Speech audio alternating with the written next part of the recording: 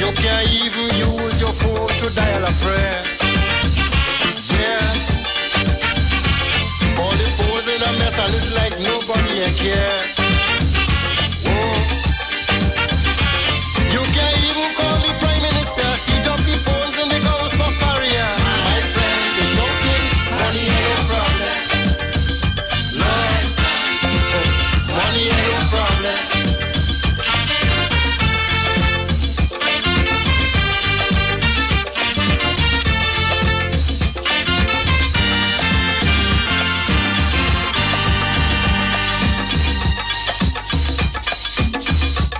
The AG started a drive to stop corruption. Yeah. All them wheeling and dealing big shots was in confusion. Whoa. They threatened to kill, but they keep on still. Suddenly stop. They pass up the my friend. They balling. Money ain't no problem. My friend, don't doubt me. Money ain't no problem. Whoa. Yeah. All them politicians today, they just full of smoke. Whoa. Only making foolish mistakes and calling it joke. Yeah. So much old people on the streets today, and we can't build a home for them to stay. And my friend, they're balling, money ain't no problem. Yeah. My friend, don't doubt me, money ain't no problem.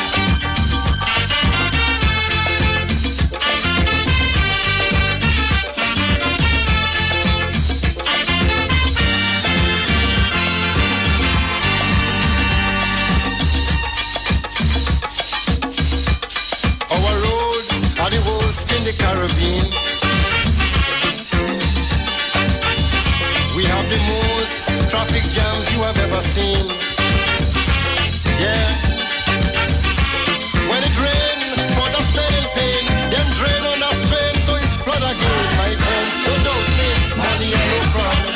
Yeah, my friend, the balling, money ain't no problem. Whoa. Yeah. Public transport in this wealthy country so bad. Yeah. Trying to get home on evenings could drive you mad. I tell you, if you see buses park up by South Key and 3/4 ain't walking properly, and my friend, they're balling, money ain't no problem. Whoa. Money ain't no problem.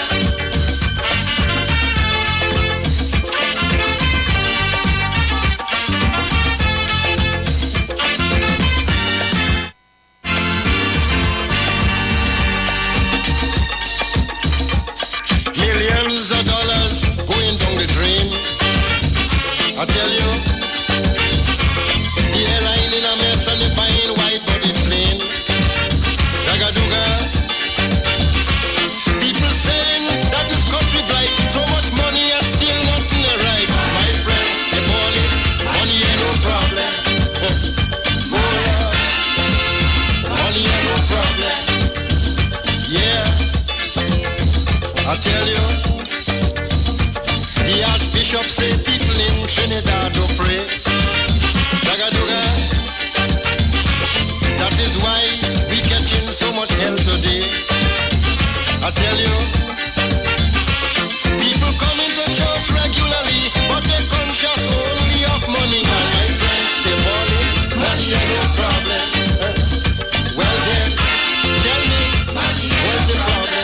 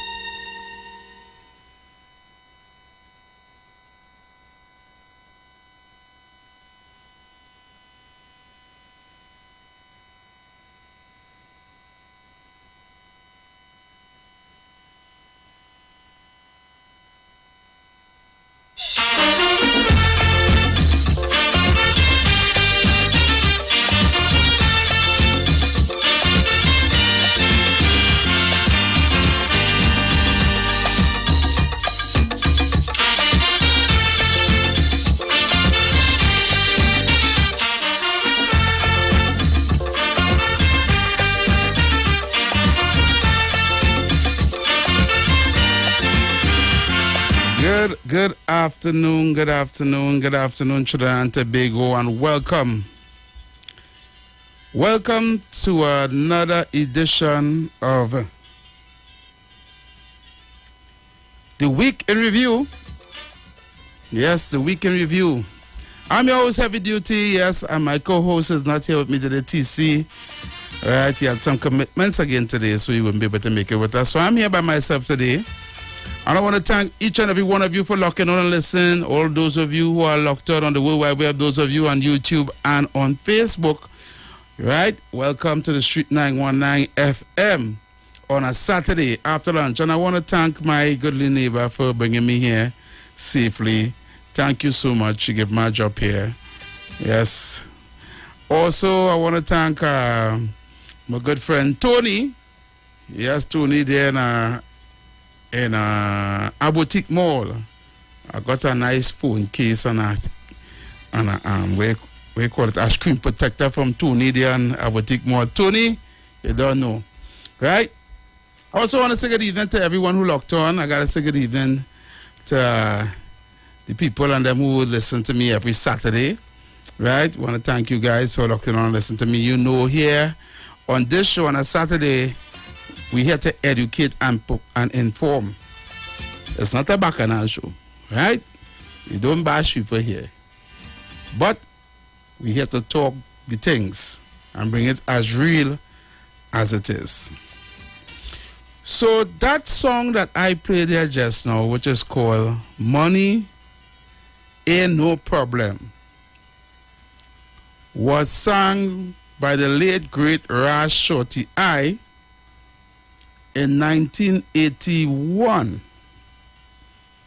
right? Yes, in 1981, he sang that song. And here it is, 41 years later, in 2022, every single thing that Ras Shorty had sang in that song that was happening in 1981 have not been fixed as yet. I mean, not one single thing. And every time I hear that song, I cringe. And I wonder if we had made any progress as a country moving forward. Have we made any progress as a country moving forward? Is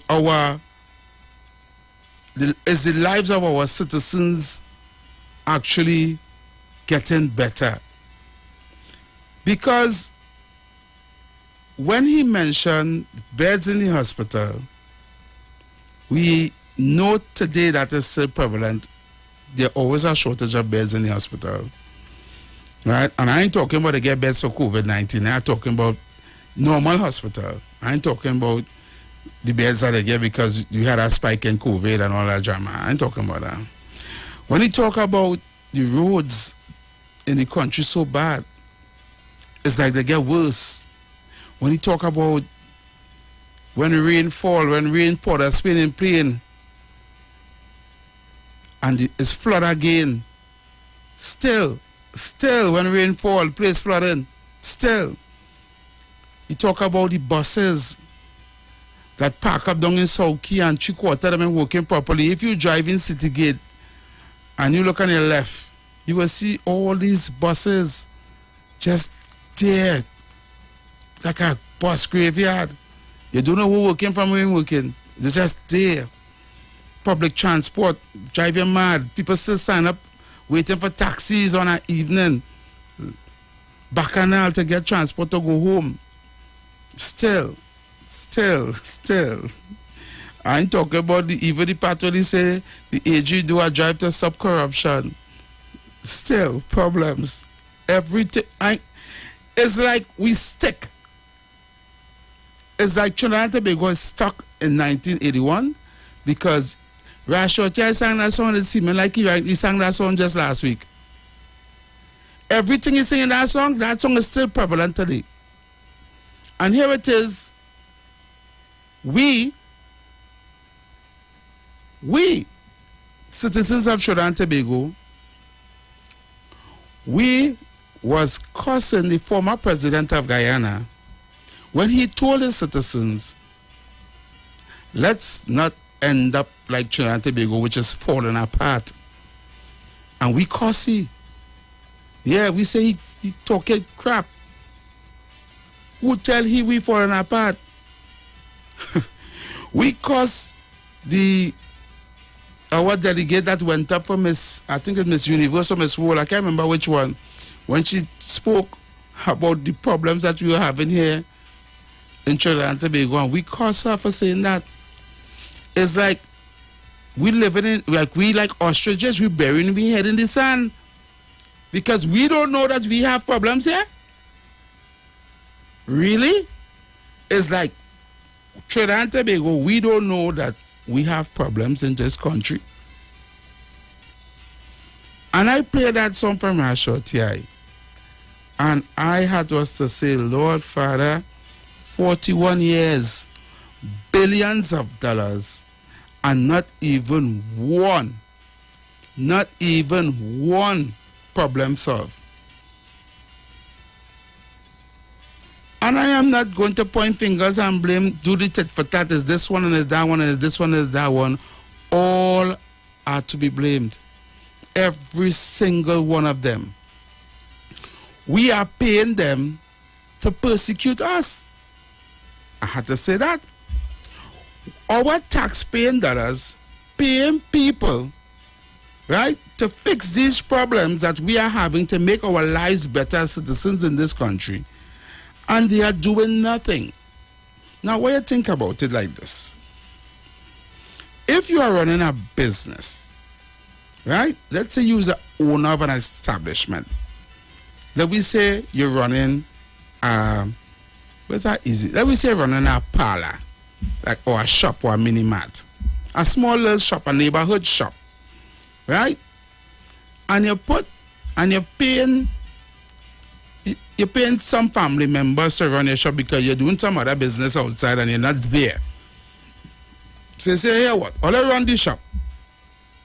I wouldn't be around. Right? But let me know what's going on every month or every 6 months, or let me see how the thing running. Right? And every single month, your shop running at a loss. Right? You ought to be restocking the shop, and things that selling, you're not making back no money, you ain't getting no profit from it. You understand? On top of that, everything that you have there, mashing up. The fridge will cool the drinks going bad. You gotta get the man to come and fix it. You understand? The cash register, something wrong with malfunction, and you gotta get somebody to come and fix it. You gotta keep paying people to fix this and fix that. Something always going wrong. Right? Will you still keep these people that run in your shop to the ground? Will you still keep them employed with you? I don't think so. You're going to fire them. Unless you want your business to go under. Right? So why are we still hiring the same set of politicians to run our affairs that all they do is make excuses, come up with some lie that this is the reason why this ain't happening and this is the reason why that ain't happening and it didn't have no money and it never had no money.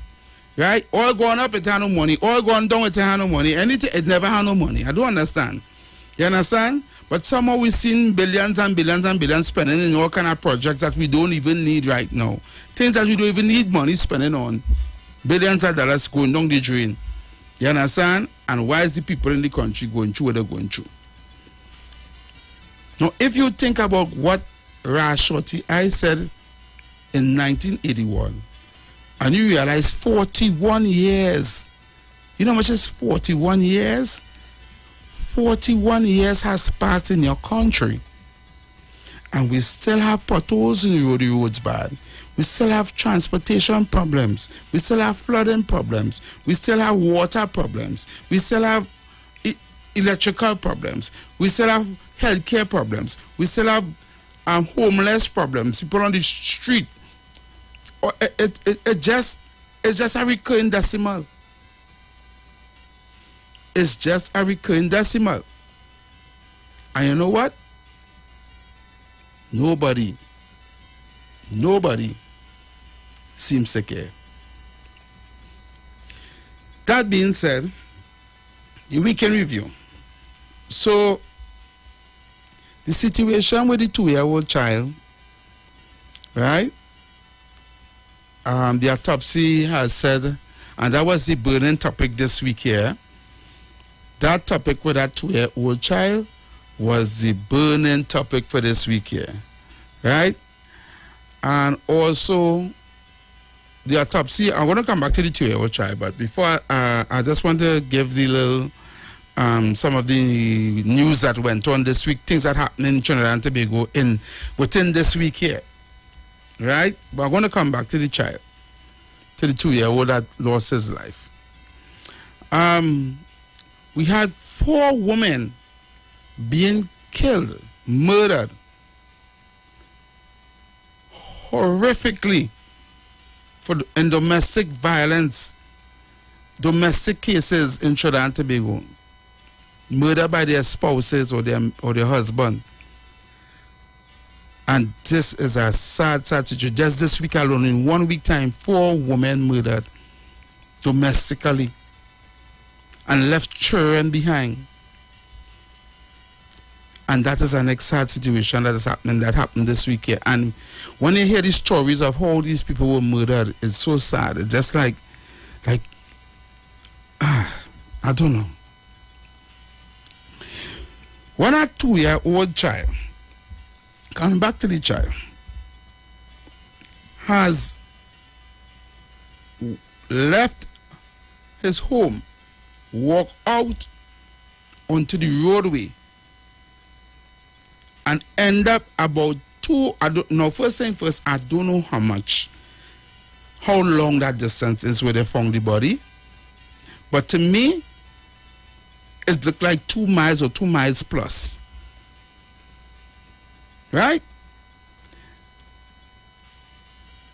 I am saying that is somewhat, no, I'm not saying it can happen, People hear me out here, I'm not saying it cannot happen, but that is nothing short of a miracle for a child to walk that far. You understand? To end up where you end up. Now, the autopsy proved that the child has drowned. They found water and other fluid and other mud and other stuff in his lungs and stuff, and his passageway, right? That the autopsy proved that he died by drowning, right? They have yet to give you the time of death, which is, I think, is very, very important for this case. Time of death, right? And based on where the child was found to where the child home was, the distance, right, is like a 2-year-old walk. No, I'm not saying a 2-year-old cannot walk that, but by themselves, you know what I'm saying? By themselves, is like shocking, right? I don't want to put my 2 cents and my opinion on it, right? However, something is not adding up. That math's really not mathsing, right? With regards to the people people are back and forth all over media and all over social media about the neighbor, right? But I will give my 2 cents on the neighbor because, to be honest, right, I don't think the neighbor is to be blamed. I think the neighbor has been the big scapegoat here. And I really find they shouldn't come down on the neighbor, how the public is coming down on the neighbor. I think the neighbor is getting a lot of flack and not the mother, which is solely responsible for the child. You're seeing more photos and videos of the neighbor in the media than you're seeing of the mother. I yet to see a photo of the mother. I've been honest, I haven't seen a photo of the mother or nothing of the mother. But everybody's talking about the neighbor, right? And from the neighbor perspective, right, people are pinpointing on the story in the interview that she had via Zoom or via video conference call or whatever it was, right? And how she was speaking. Now, first thing first, people are taking what she said in her interview and saying that she said that she catch the child, right? And then she come back and say she was running down the child. I listened to that about 3 times. I wish I had it here, but my phone gave in trouble and I had also delete some videos and some other stuff on my phone. So all I had to come and play today, I can't play it. So I really would like you to hear what she said. But people are saying that she said I catch him and then I had to also run him down or something. So to that aspect, right? But they kind of misconstrue what the lady said. When I heard what she was saying, right? When I listened to her, I kind of come across that she speak, but she wasn't too bright, right? She was like not speaking. She wasn't given the story ball by ball. She was leaving out key pieces of the story, key information. And when you're doing like an interview or something like that, especially in the case where a child is missing or in murder or anything like that, you have to give it ball by ball and try not to leave out nothing, right? So the neighbor said, and this is what I just paraphrasing here. She said, right, she was cooking and her husband was inside asleep, and she walked outside because she have a puppy, and she went outside to check the puppy outside.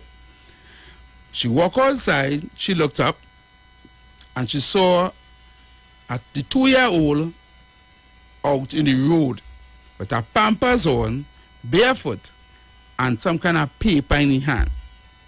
Right? Now, up to there, she was going good. Here where it started to get funny. She said she left and went back inside. Now, this is which she went wrong, right? But you cannot blame somebody. Not everybody just think the same. Everybody go say she could have, would have, should have, she could have run on the road one time and hold the child and all that drama, right? To me, this is where she went wrong. She went inside to wake up her husband. No, she went inside and turned off her stove first. I can't remember if she turned off her stove first, she wake up her husband first. Either or. She went inside.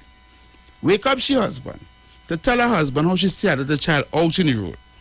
That conversation to wake up your husband and ask him and tell him what you saw, for him then to reply to you and tell you, I sure that somebody with that child. And then for you to go, no, I don't think nobody with that child. And then for you to study whether or not if to go outside to check to see if your child have somebody with him, somebody going with him and all of that. That alone could have take about 5 to 10 minutes. That's the time there. But we don't know the time because she wasn't saying how long. So she just said she went back inside and wake up her husband to tell her husband that they have a child outside. And the husband tells she probably have somebody growing with him. And she said, nah man, she don't feel so, and she walked back outside. And then she went back outside. No, she went back outside and took off her stove. Right? And then she said she called the police. Now we all know in Trinidad and Tobago, when you call a police station, right? You don't get you one time. You might get a 2, 3 ring. You understand? Before the answer, all that special time wasting. And when they do answer, then they start to question you. So she called the police, explained the police, whoever was on the phone to her, that she see a child out to the road and whatever. And of course, the police go ask you which party it is and which party live in and which party it is. And then they tell she follow the child. So she left out all them keep information there. Right? She then gave at what time she left she house to walk all the road to see if she see the child. So in that time frame when she saw that child, to go back inside to do all what she had also do, wake up she man, talk to she man, go and take off she stove. You don't know if she had on clothes. And most people when they home they doesn't have on no set of clothes. And in order to walk out the road, she might have to pawn her clothes or pawn her slippers or pawn her shoes. She didn't leave out all that information. How long she took. You understand? If she had also pawn her dress, if she had also pawn her pants, you never know. You understand? Some people have just been on their way home. Oh, I don't know if she was dressed already, but she leave out all that relevant information. To reach her on the phone with the police, and then the police will go and follow the child. at that time, for she to walk out a walkway, now to me, when I watch the video, the worst part of the house is it's a driveway. It's at a little distance, could it be about 10 or 15 meters to reach her house. So she tried to walk out her driveway to she reach the corner where she saw the child, and then look up the road to see the child walking up the road in the distance. And then she said she was following the child. So she left out all that key information there to reach her. After she done tell she husband, she took off she stop and she called the police, and the police said she followed the child. So all them relevant information that I said there, she left out all of that. Right? So she, we reached her, she following the child. So she said she followed the child. Okay? Let me see. She said all how she tried to catch up to the child, she seen the child walking out the road further, and she trying to catch the child. No. In my first analogy, I was like, why didn't you run to meet the child? You know? But then when I got to find out some other information, she said she have a bad leg. And in other interviews, when I look at her, she was obese. I don't want to say fat, but she was big. And to run out that road it might have been more health hazard to her than anybody else who more fit. So I was like, she tried to catch up to the child walking behind the child. Now, the child have to be a good distance from her for her not to catch that child. She said when she watching the child on the phone with the police, she saw the child make a left onto the main road, which is the main intersection by a T. A right. She said the child make a right. I'm going to paraphrasing it. The child make a right. By the time she reached the corner by the T where the child make the right, but she lost sight of the child, she didn't see the child again. She make the right also, and she walk till she met a house, with another house, some shed or some makeshift shack or some place with her dogs. And the dogs and them was barking, and she thought the dogs and them didn't tie. So she left, and then the police came. And it's only when the police came and came back to the village and went to the home, it's only then the mother knew the child was missing. That was the neighbor's story. Right? So, I am saying, a lot of people will have their own opinion, and a lot of people have their own 2 cents. So we're going to open the lines right now. I'm going to take some calls on this. Was the neighbor wrong or right? Because now you're hearing the neighbor had us to move out. Because the villagers felt big stone at she house and threatening her, and she getting death threats, and they're blaming her for not saving that child because the child has now drowned. So they're saying if the neighbor had acted efficiently or beforehand or when she saw the child, she might have saved the child's life. But in my humble view, right, I'm just saying this, I could be wrong, I'm just saying this, I think the neighbor was a hero for even calling the police and realizing that the child was missing. Nobody knew. So let's go to the phone. Let's see who's on the line. Caller. Good afternoon, Heavy, my brother. How you doing? Hey, good afternoon, Brooklyn. What's up? I'm good. Heavy, I hear your opening, Mm-hmm. But you yourself also leave out some key information from that first video.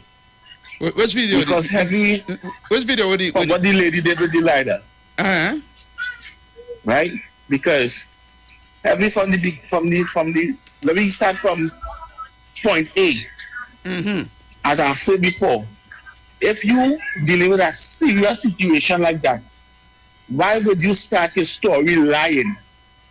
The woman said she didn't know that the child belonged to the child mother who lived just across from her.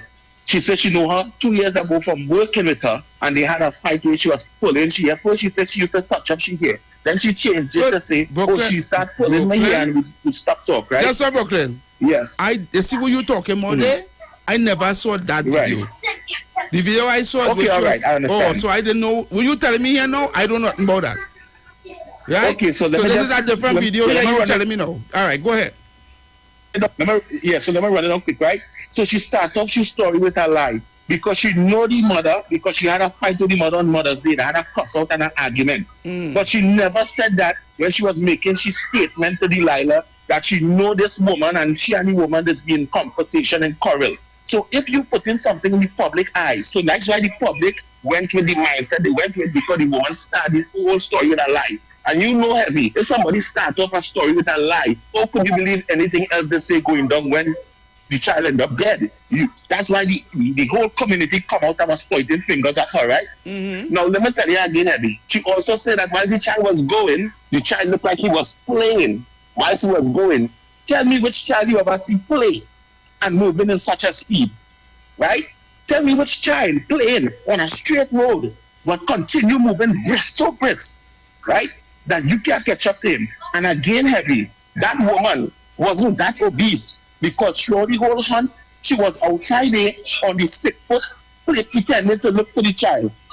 And one more thing, Heavy, the fire department and one of them TV news station put out a video of the night where they was by the same log in the water, and firemen with flashlight and hunters was right there, and the child was not there where they find the child. Right? That video is out.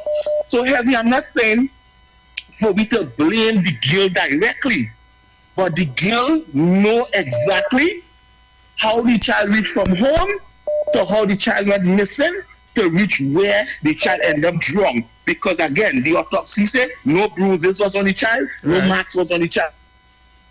Okay.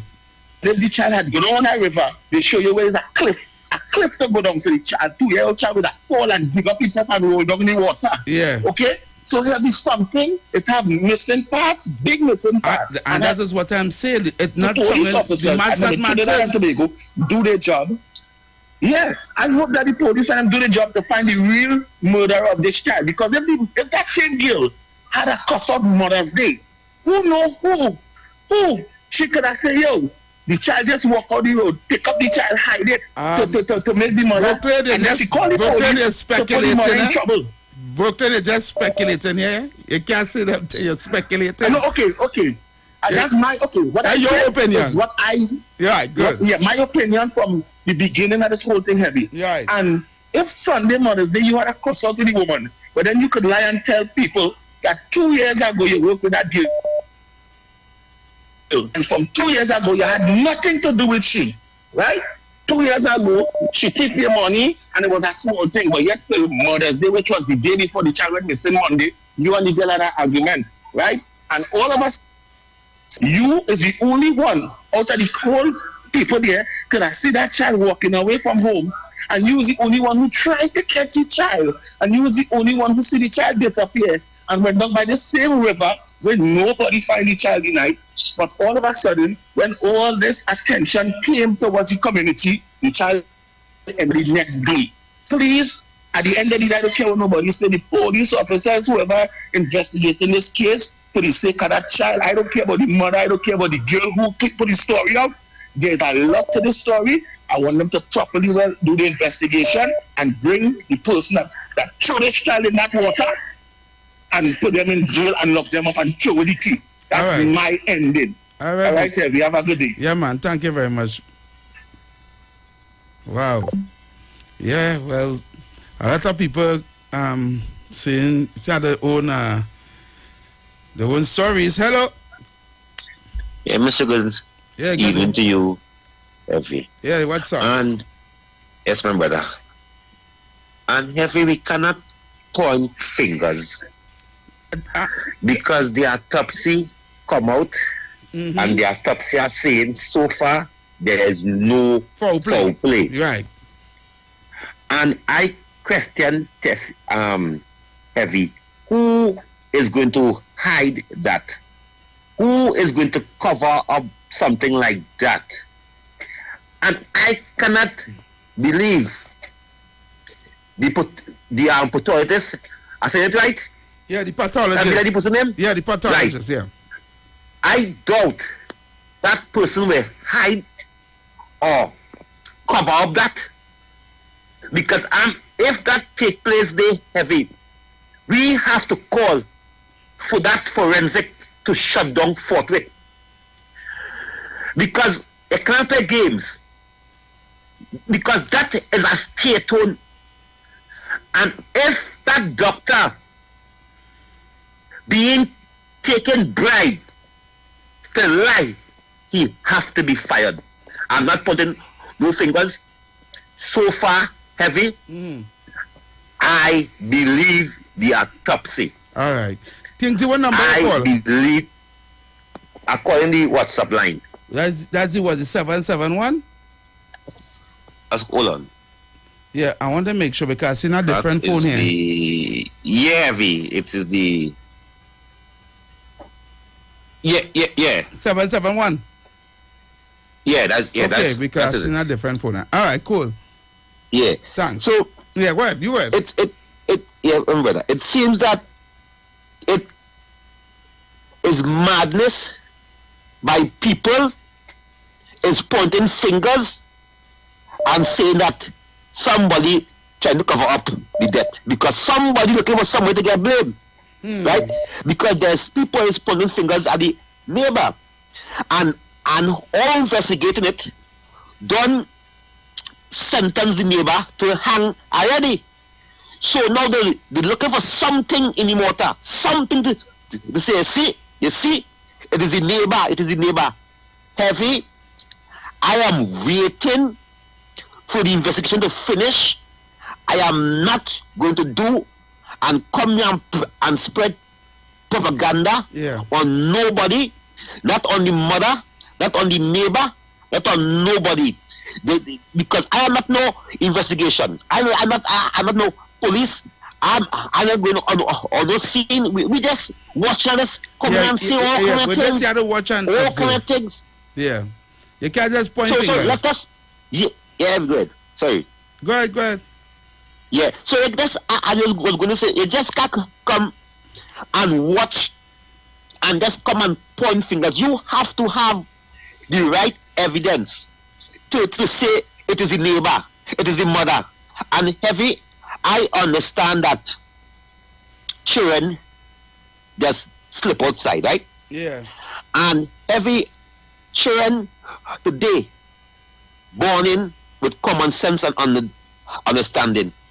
Today, if you give a 2-year-old a tablet, they're going into YouTube, finding the cartoon, finding the game.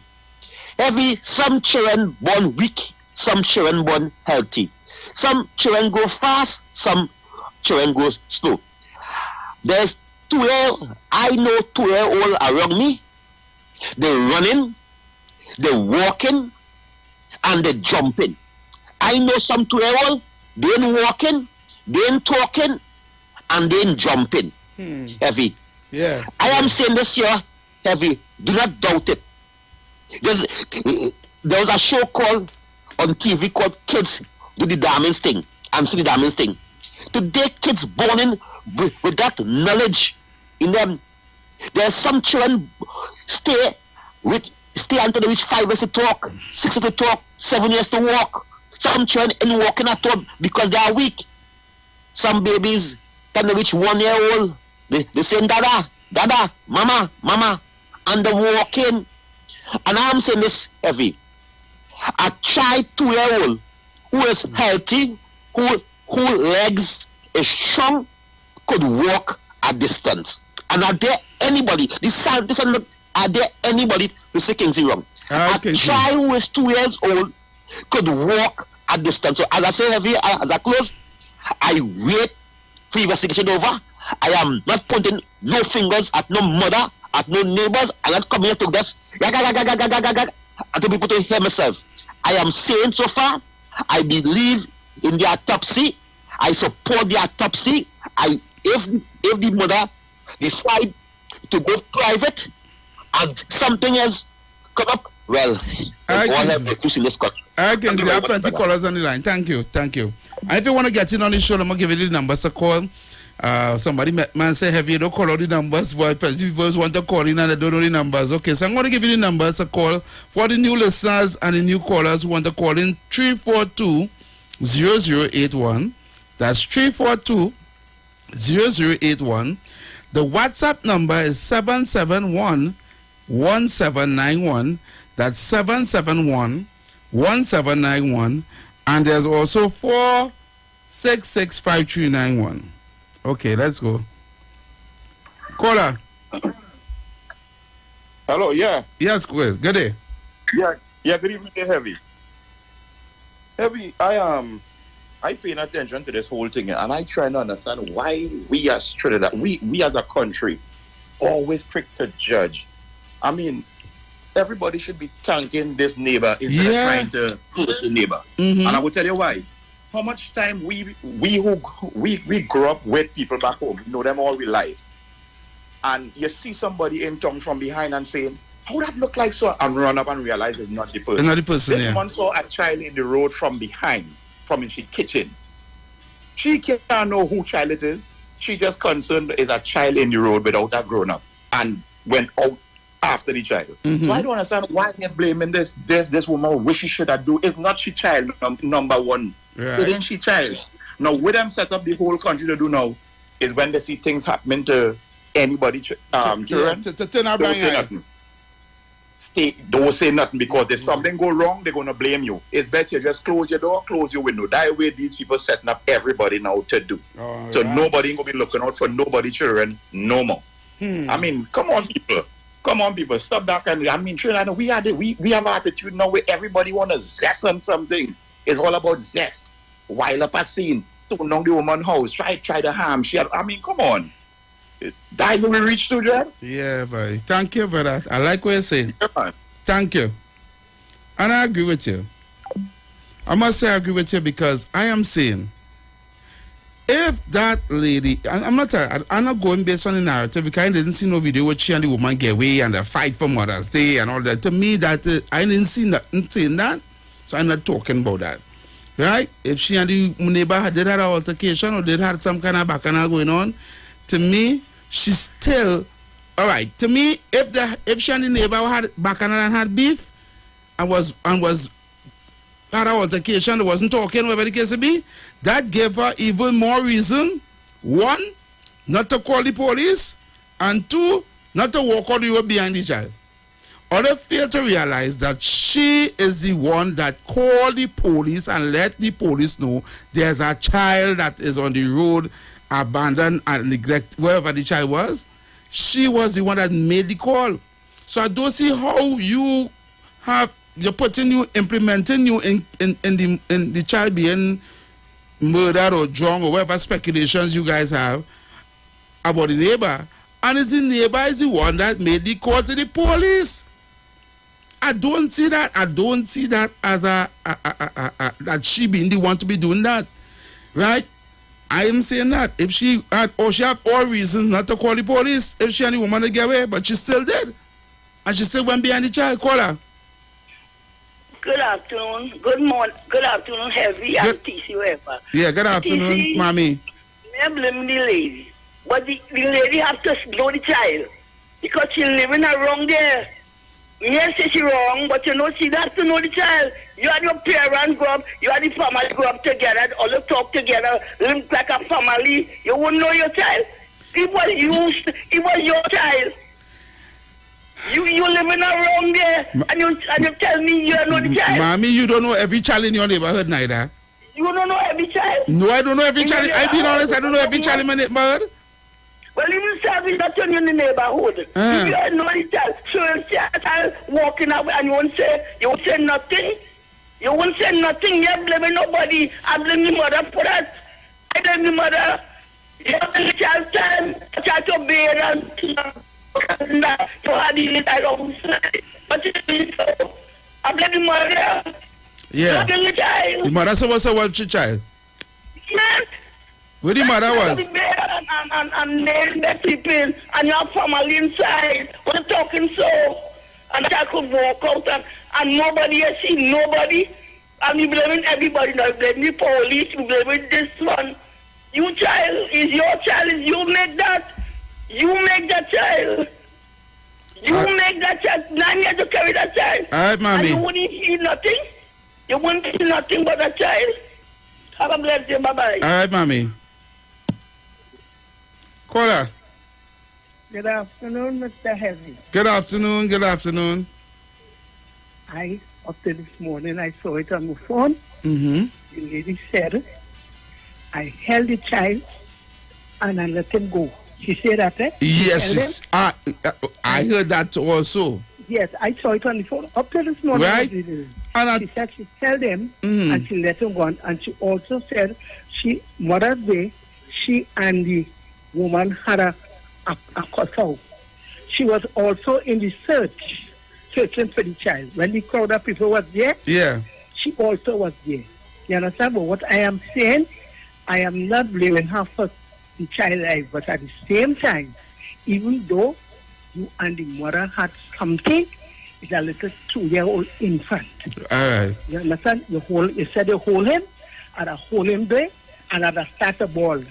And start getting on. You know, I mean, somebody must hear. Somebody must hear me balling. Somebody must hear me balling, and at least the owner would have come out and see what. All right, Gemma, we have 10 seconds before the break. Okay? Yeah, right. you can always call back. All right, thank you. Right, yeah. So we have to go for a break now, and when we come back, we're going to continue and take your calls, right? Keep it locked right to the street 919 FM. Yeah. FM. Happy place in my life, every living day. Happy place in my life, every living day. Happy place in my life, every living day. Hey. From the every Friday. Unity Fest, the best music event in town. Jah Melody, Zebulon, Gongsman, Ricky Ramuta, Trinidad Killer, Cyprian Rhythm Section, DJ Awesome Production Song, Black Chariot, Selector Coach MC Duke from the Sheet 919 FM, hosted by yours truly MC Duke. This Saturday the 14th of May at Cyprian Deltone Spaniard. Make it a date and don't be late. Admission. If you're experiencing. Hey guys. Greetings and blessing in the name of our wonderful Lord. Turn your lights down low and listen to the Master's radio. Get in touch with God. Turn your radio on. Share the lawn. Share the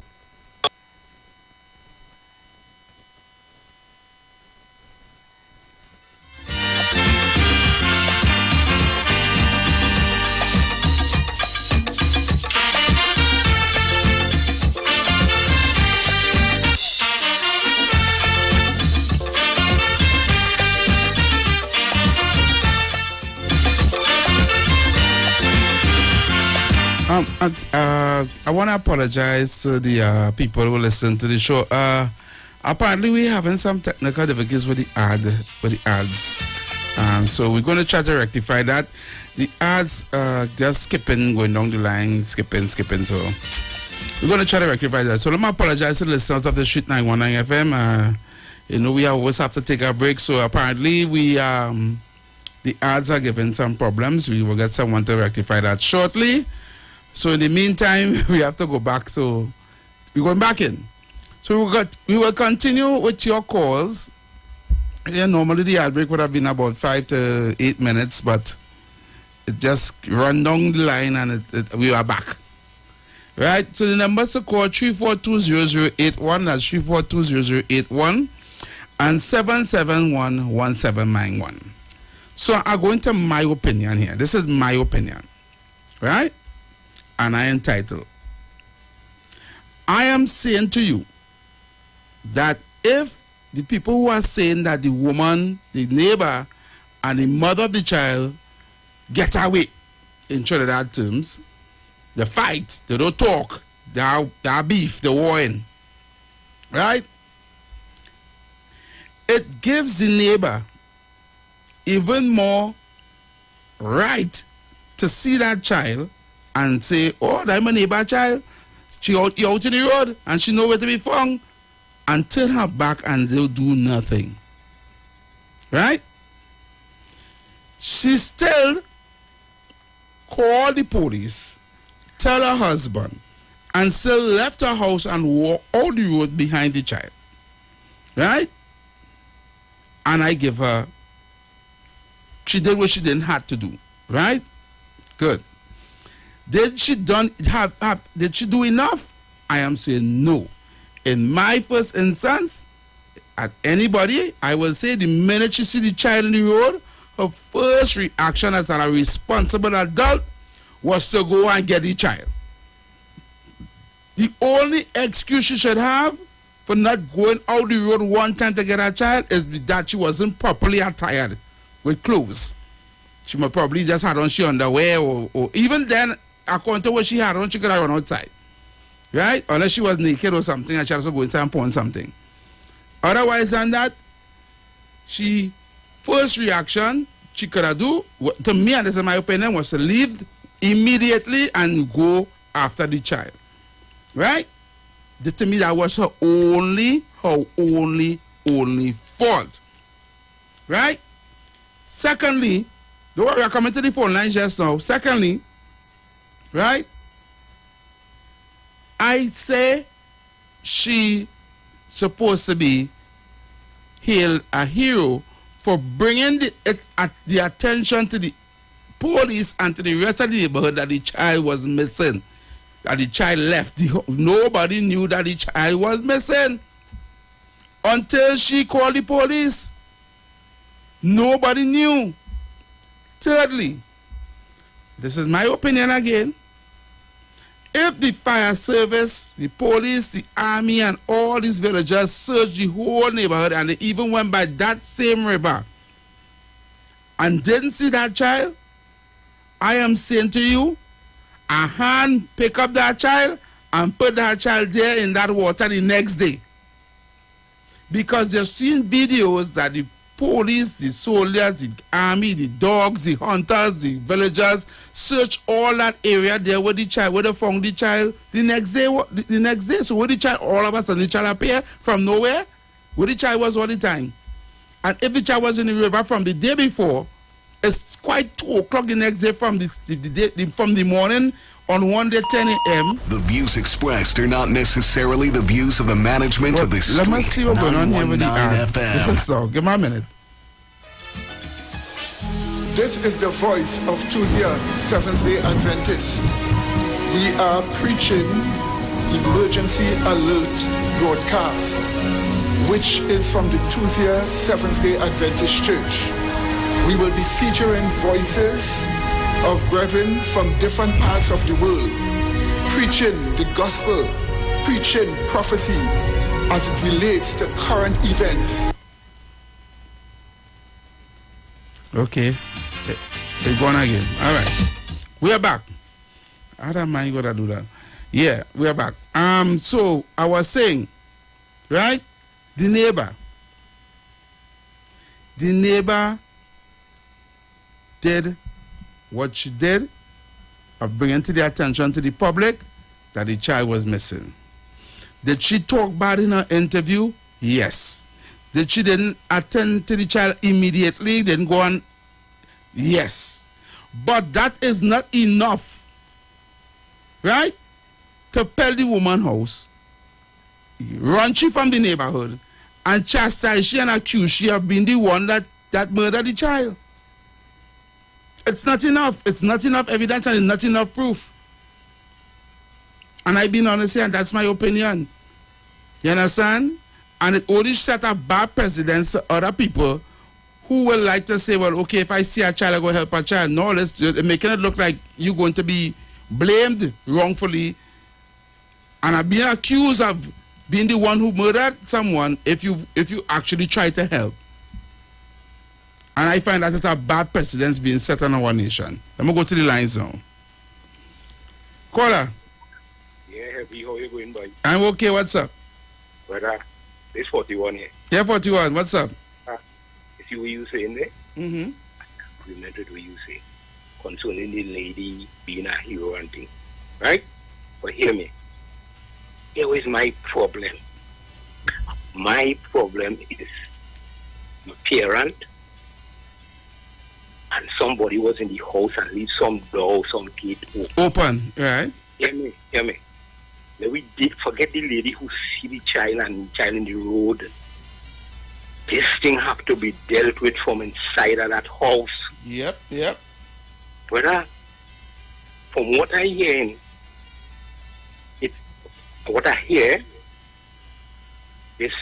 I am hearing that lady only knew that child missing when the police tell her that. Am I correct? Yep. No, Heavy. There is where we had to deal with that boy. Were you telling me? What could you as a parent be doing so? Your child at 2 years. Exactly. Heavy. I don't know you. Heavy. It could be approximately an hour or 1.5 after when the police arrive, you know. Heavy ever happen, I say, I'm trying to be real calm here, you know. Alright. This thing tripped me off. Wow. Heavy. What it is this parent could have been doing. Let we deal with that from there. Who is the person who leave this gate open or this door open? Nobody ain't talking about that. Yeah, nobody ain't talking about that. Don't hear me. This thing had to, listen. I don't know if you're brother. Hear me. You understand what happened here? You understand what happened here? I think they said the parent is 22 years. It's 22? 22. Yeah, 22. And I was hearing them saying that she had a child before who get bounced down with that car. Well, I don't know that. I don't have that information. Okay, all right, but listen, hear what I'm saying. Heavy. Yeah, okay. Heavy boy, I don't even want at this over. Hear me? What you doing so home? That your 2-year-old child, you ain't see that child for an hour? Craziness. This parent, she normal, she have a mental problem. Understand me? Yeah. This thing, leave out this thing about his neighbor and all of that, boy. Yeah. This thing had to start in the house. I don't know how that husband or that man or whoever, I don't know how he take that. You understand what you just tell me there? She know that child missing about an hour after. Heavy. I'll give somebody else a chance to talk. All right, thank you, brother. Take it easy, 41. It's craziness. Yeah, understand you. Take it easy. I'll change gears in the next hour, so we go talk about something else just so, right?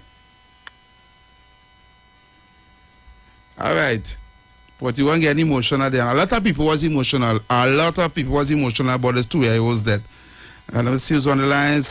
Good day. Good day, caller.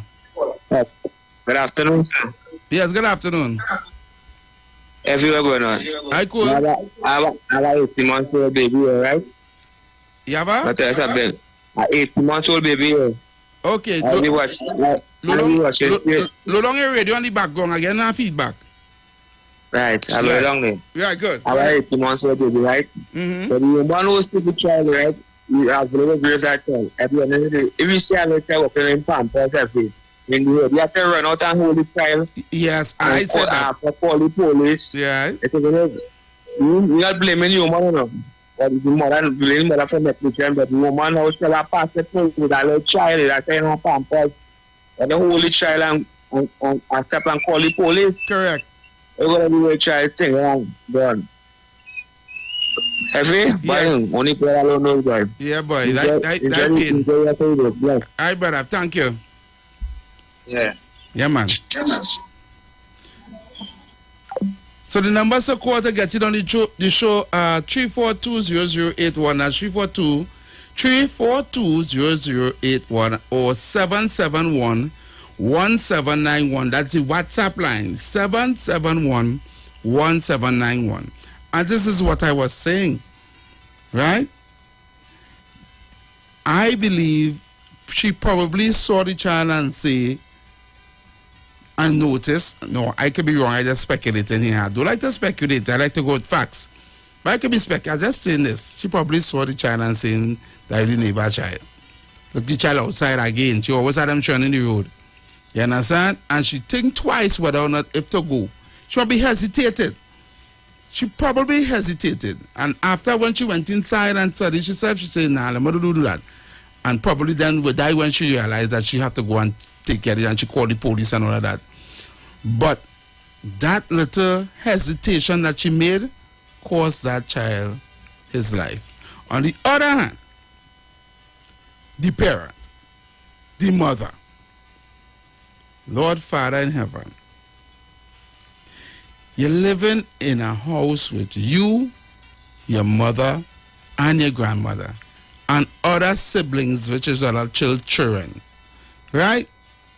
You mean to say, all these people in a house, and nobody in see, when this little child leave, walk out the door, walk out in the yard, walk out the road, and nobody knew that that child left that house until the police come about an hour after? Really? Really? Nah, man. All that time, so you mean to say you the mother, that is your one picnic. You ain't checking to say every 5 minutes, I find my plate. You must know when something wrong. Children, as soon as you hang the place too quiet for too long, something they do wrong. Some mischief they making, something wrong. You have to go and check up on them. Anytime 5 minutes pass, and 5 minutes too long, every time 5 minutes pass and you hear nobody crying or no hear no bacchanal or no children, nothing for long or anything, or no, them children, something wrong, children making mischief. Right? And I saying, you all was negligent with regards to this child, and somebody had to answer for that. Somebody had to pay for that. Right? I'm sorry that the child, I really, I want to say condolences to the Trinidad and Tobago, because everybody felt hurt for that 2-year-old child. Right? That being said, I want to move on a little bit. We could still talk about that. We'll still take calls on it. This week here was murder on top of murder on top of murder. Wow. I don't know what is going on in Trinidad and Tobago. I am saying God has left here. Really. God has left Trinidad and Tobago. There's a mother that got stabbed and killed. Her and an 11-year-old or 12-year-old son was stabbed to death. There's another mother of 3 who have 3 children, right, that was chopped up. And the case with that mother, the thing with that mother is that they called the police station 6 times. They made 6 times they went and made report to the police station about the woman being threatened by this man. 6 times. And they did nothing. The other girl that got stabbed, it reported that the man broke her hand, beat her badly. She went to the station and the police never arrested that man. All they told her to do was try and leave the house. That's all. Well, when they say leave the house and go where? You have somewhere for her to go? And this is what I am saying here today. All these women are being murdered, brutally murdered by their spouses, by their children, father, by their... We cannot just say, well, who tell them choose that type of man, or who no. And I am saying it is heinous act to be killing these women. But what to me is, what is the solution to this problem? Because here it is. A woman come to the police station, beaten, she hand break. Right? How the hell that man still walking the streets? The next woman came 6 times to the station and said she was being threatened. How? What does the law state that have to be done when women's lives are being threatened? And I know it's domestic, and anything domestic here, what is happening? I didn't honest with you, I know. Right? Sometimes the woman and them come to talk about the man beat them and the man do them this and the man do them that. When the police go, right? And the holy man, themselves come in and cry down the police station. Themselves but they want to put no charges. Themselves but they know God, I'm a child father. Who go mind my children? Who go see about understand what I'm saying? And that is be very frustrating to police officers. Right? Officers, I understand at times when it's domestic violence and thing and bacchanal with man and woman business, it is reached to that. 2 days after the man no beat she up there, and 2 days after she back in the arms of the man again and the lovey-dovey and everything back to hunky-dory. You understand? It's frustrating. It make you feel like you're wasting your time. But we still have to come up with a solution because it have some men that go overboard. And look what happening today. We have women being killed brutally in our nation. It's not the first time, it's not the second time, it's not the third time.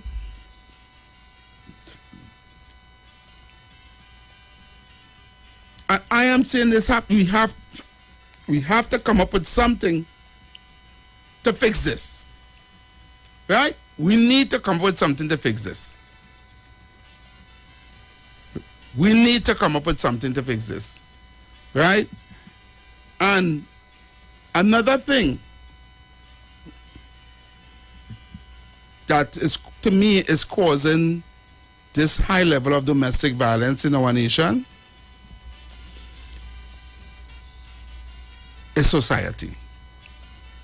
No, all I might get, I might say we're heavy talking about heavy, we're heavy, like let me tell you something. Nobody is asking what these men or why these men doing what they're doing. Why these men beating the woman, why these men killing the woman. And the children. And killing themselves. Some of them killing themselves, some of them just giving up themselves. Right? For a man to really reach to that level, it had to be things piling up in him. You understand? So we had to take a look into that. Some of them damaged. Some of them need psychiatric help and psychiatric evaluation. Right? So based on what going on with these women in our country, the deaths of 4 women this week. There's one in Diego Martin. The man felt a missile, a stone, bust her head and kill she. You understand? I wonder if I read that story. I think he bust here with the stone or he beat with the stone or something along that line. You know?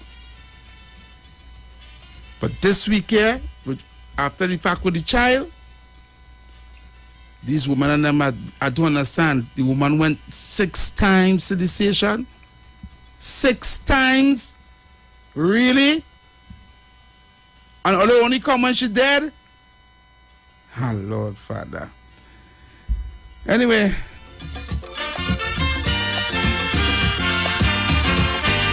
time, let's see, the time is now 50 minutes past 1 o'clock.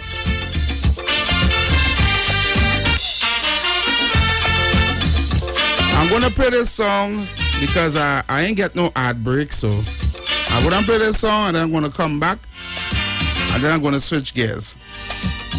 All right?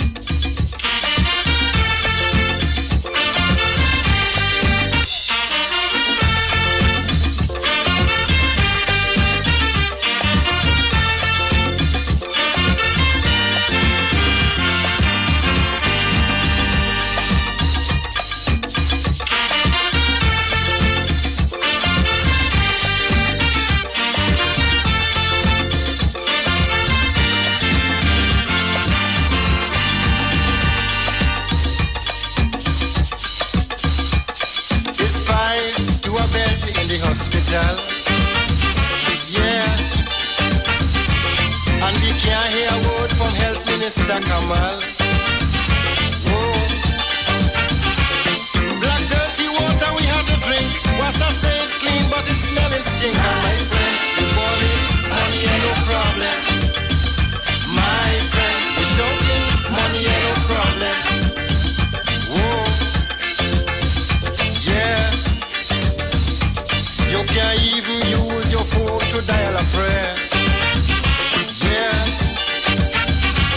All the foes in a mess and it's like nobody care. Oh. You can't even call the Prime Minister. He got the phones in the Gulf of Paria. My friend, you're shouting, money ain't no problem. Lord, money ain't no problem.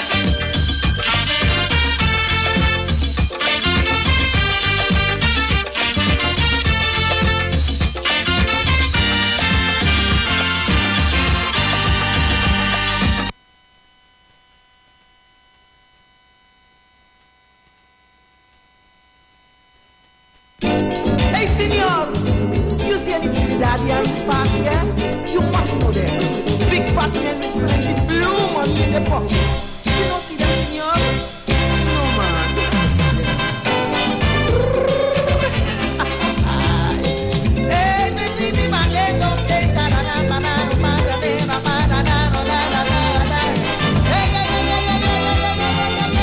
I find El Dorado. It really was done in South. But it was Mexico that them was talking about. Them rich Trinidadians show me this whole El Dorado thing. They here living like lords, but they want to live there like kings. As they get a little money in their pocket, they hide in the cacada. And when you miss them, scamp on them, they're somewhere in Panama. So I go into Panama. I got to go to Panama, mama. What it is they have over there, making Trini just gone clear. Some say that they gone with thousands, some talking about tens of thousands. I hear they mention million, and for the mention million. I don't like old talk, so I take in a walk, look at that bike to eat rum. Partner, stamp the passport, Panama, here I come. Some say that they gone with thousands, some talking about tens of thousands. I hear they mention million, and for the mention.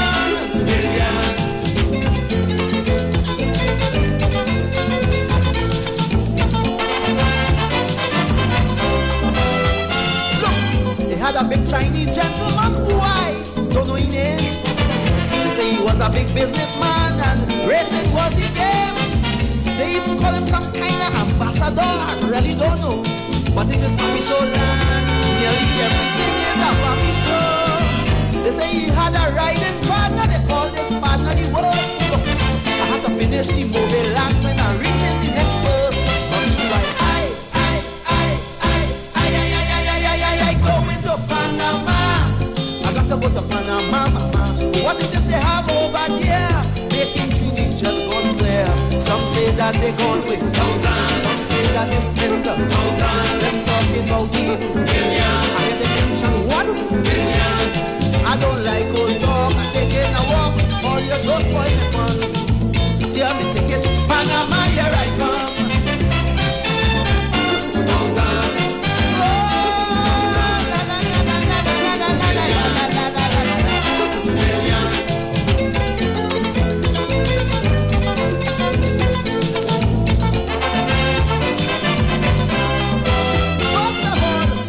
Call him a hero, now they say he's a son of a gun. They say, before they could have hollered Johnny O, how the fella run, how his life was white like Moon River, more money than chip chip. But just so the young man made a good about and take this Panama trip. How he set up a halfway house in Miami and Canada. He don't left and right and left again and then bust it to Panama. Go into Panama. I got to go to Panama, mama. What it is they have over there, making Trini just gone clear. Some say that they gone with thousands, some say that it's tens of thousands. Them talking about million, them talking about 1 million. I don't like old talk. You see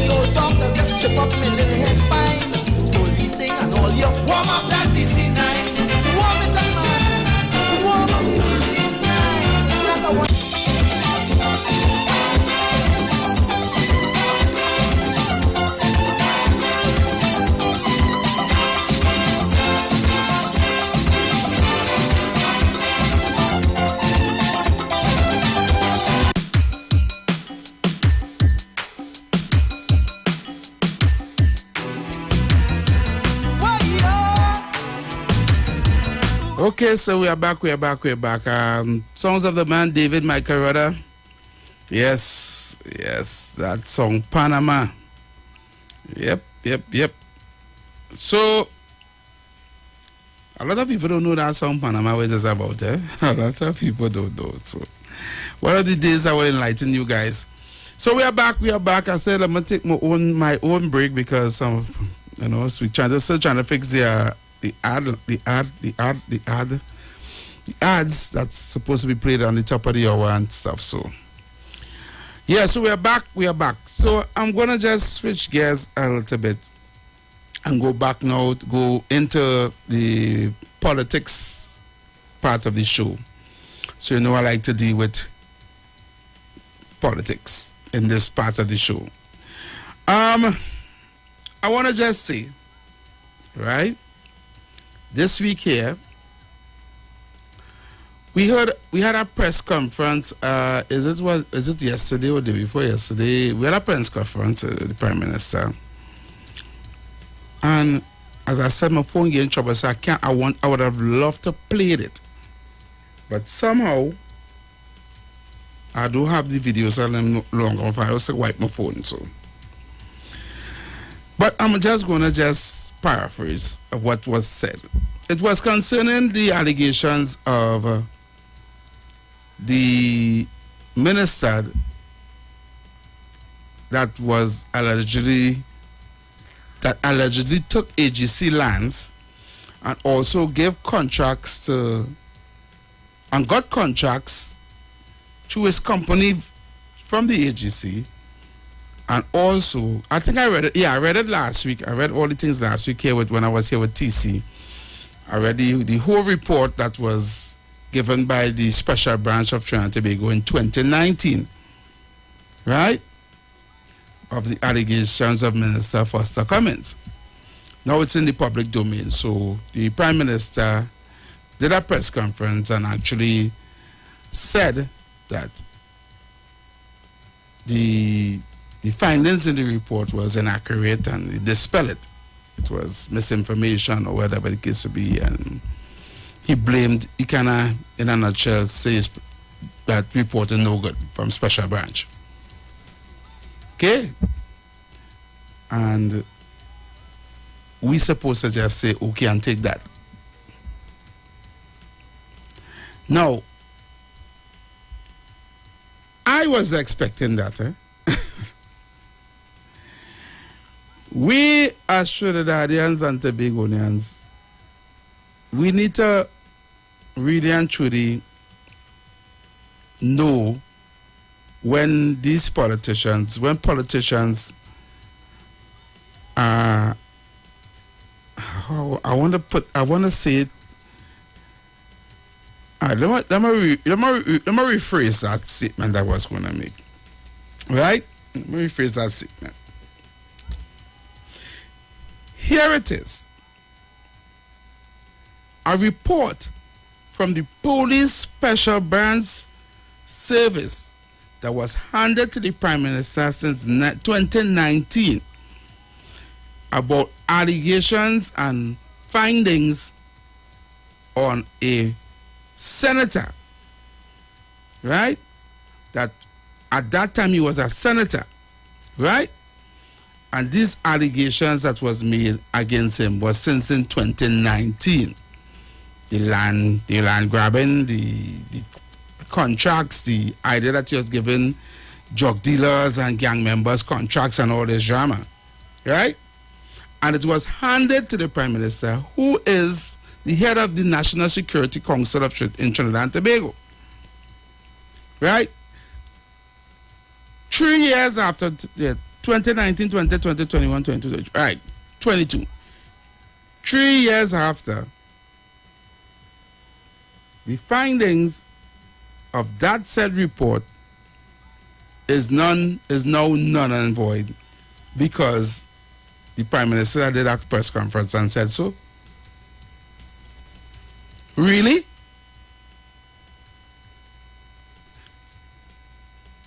Really?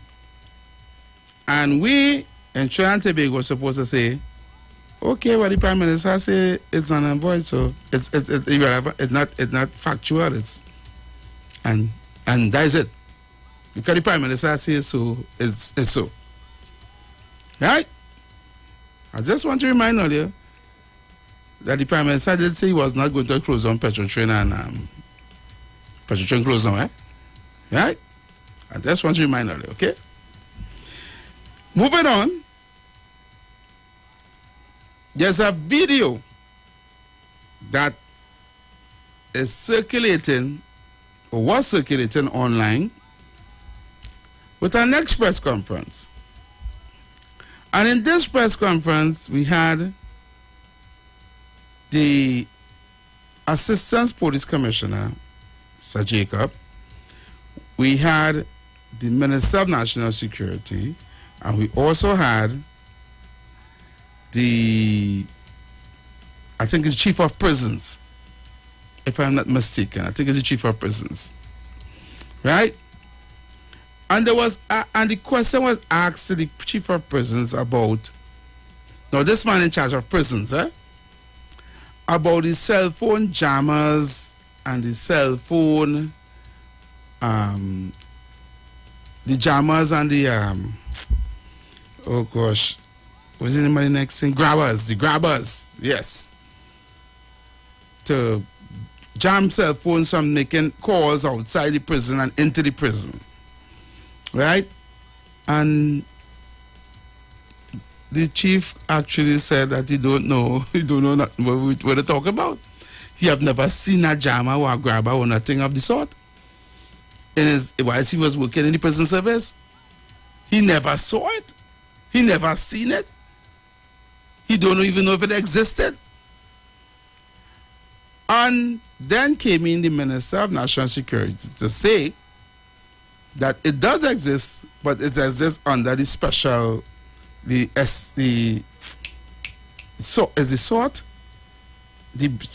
another branch, the intelligence, something intelligence unit. I can't remember exactly what it was, what was the branch. I don't know what I'm talking about. The counterintelligence unit or SIA or SIA. I can't remember the exact. I don't want to say because I'm not sure what it is, but I don't know what I'm talking about. Right? So, I'm trying to understand. So, this unit have the grabbers and the jammers for the prison. But the chief of prison do not know anything about it, do not know who has it, never seen it. And to me, that mat's not matching. That is red flag for me. I'm just saying, I just pointed as I see it, it's not looking good, right? That the man who in charge of prisons, that the so-called jammers and grabbers for, is not in his hands, it's in someone else's hands that doing the grabbing and jamming, and he doesn't even know about it, or doesn't even know it exists. As far as he's concerned, it doesn't have it. Well, if you or anybody else see it, somebody can tell me and call me and tell me this, they have saw the jammers or they saw the grabbers, the cell phone jammers for the prisons. Because apparently nobody else in the public have seen it except the Minister of National Security and the whoever has it in the SIA or the SWAT or whatever, the place, the counter-intelligence unit, whoever. Right? Which I find is a slap and an embarrassment to the chief of prisons. That's my opinion. Moving on, because it's the weekend review, and this is the politics side, right? So I spoke about the dispensation of the alleged corruption with Foster Cummins, and I spoke about the cell phone grabbers and jammers. Now, our goodly Minister of Energy was in an interview in CNN. Yes, he had an interview on international CNN news network. I hope you guys saw the video. It was all over social media, all over, everywhere was sharing that video. Right? why I couldn't get to play my videos today, but I vexed my phone again. This thing, I wanted to play that video now. So here it is, our goodly Minister of Energy, Minister Seod Young, was in an interview on CNN. And we're talking about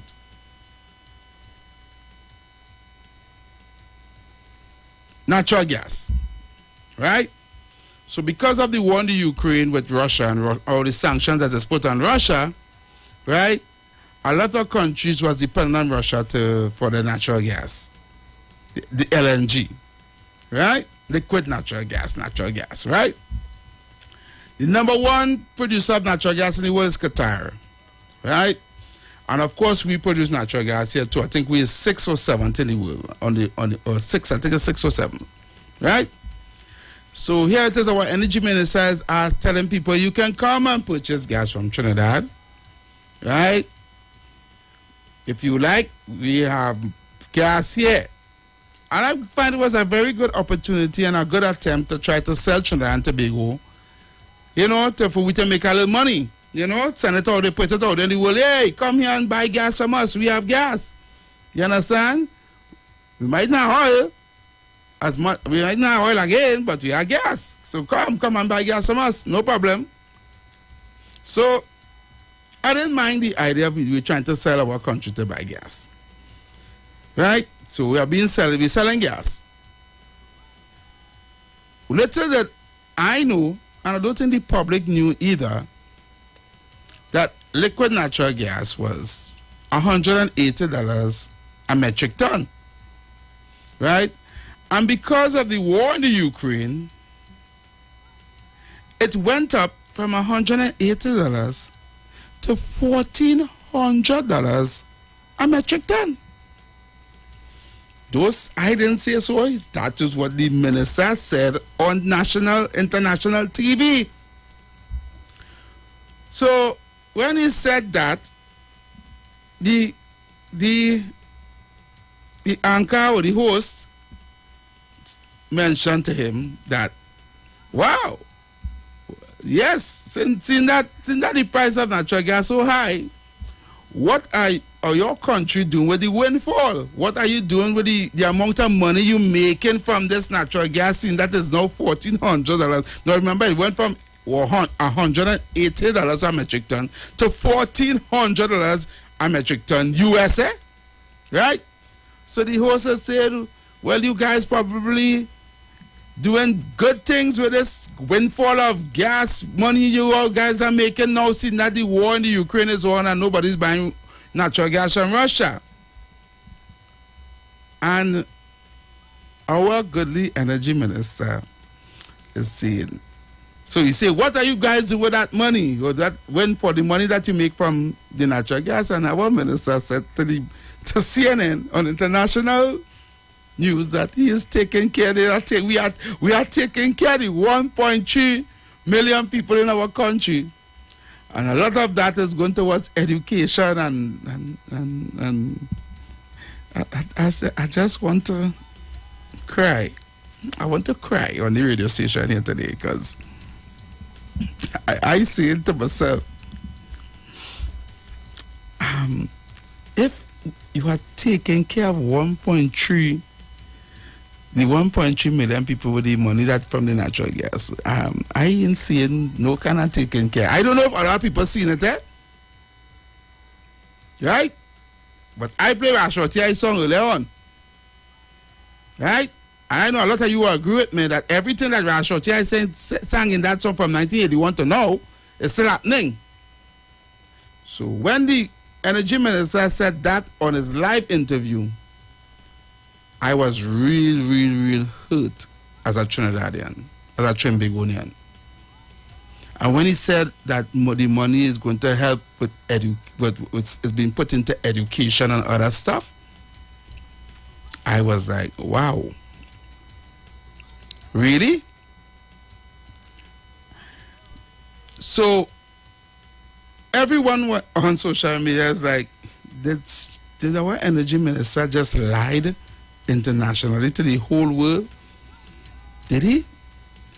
Probably they are taking care of us Probably with the money, probably, but I know gas prices went up just a couple months ago. Right? So I want to know what they're doing with the money. What are you doing with the money? What? Because me ain't seeing it. We ain't hearing what's going on. And all the keep singing, we have no money, we have no money, we have no money. And public servants still working on 2013 salary. So that interview on CNN was like a rude awakening to plenty people in Trinidad and Tobago. With regards, one, we didn't even know, I've been honest with you, I didn't even know that kind of money was being made in gas. So somebody go call and enlighten me. Lord. And last but not least on the politics side, last but not least, there's a video circulating again. I tell the truth, that is not a real place, you know. That can't be a real place. With our goodly health minister, Mr. Terence Yalsing, stated, and I vex, all these I have on video where I vex, I couldn't share them today, saying that the reason they're going to roll out a vaccine boost for children between 5 to 11 years old. A vaccine boost. Right? And the last time when they did the vaccination, the children that got complications was because of anxiety.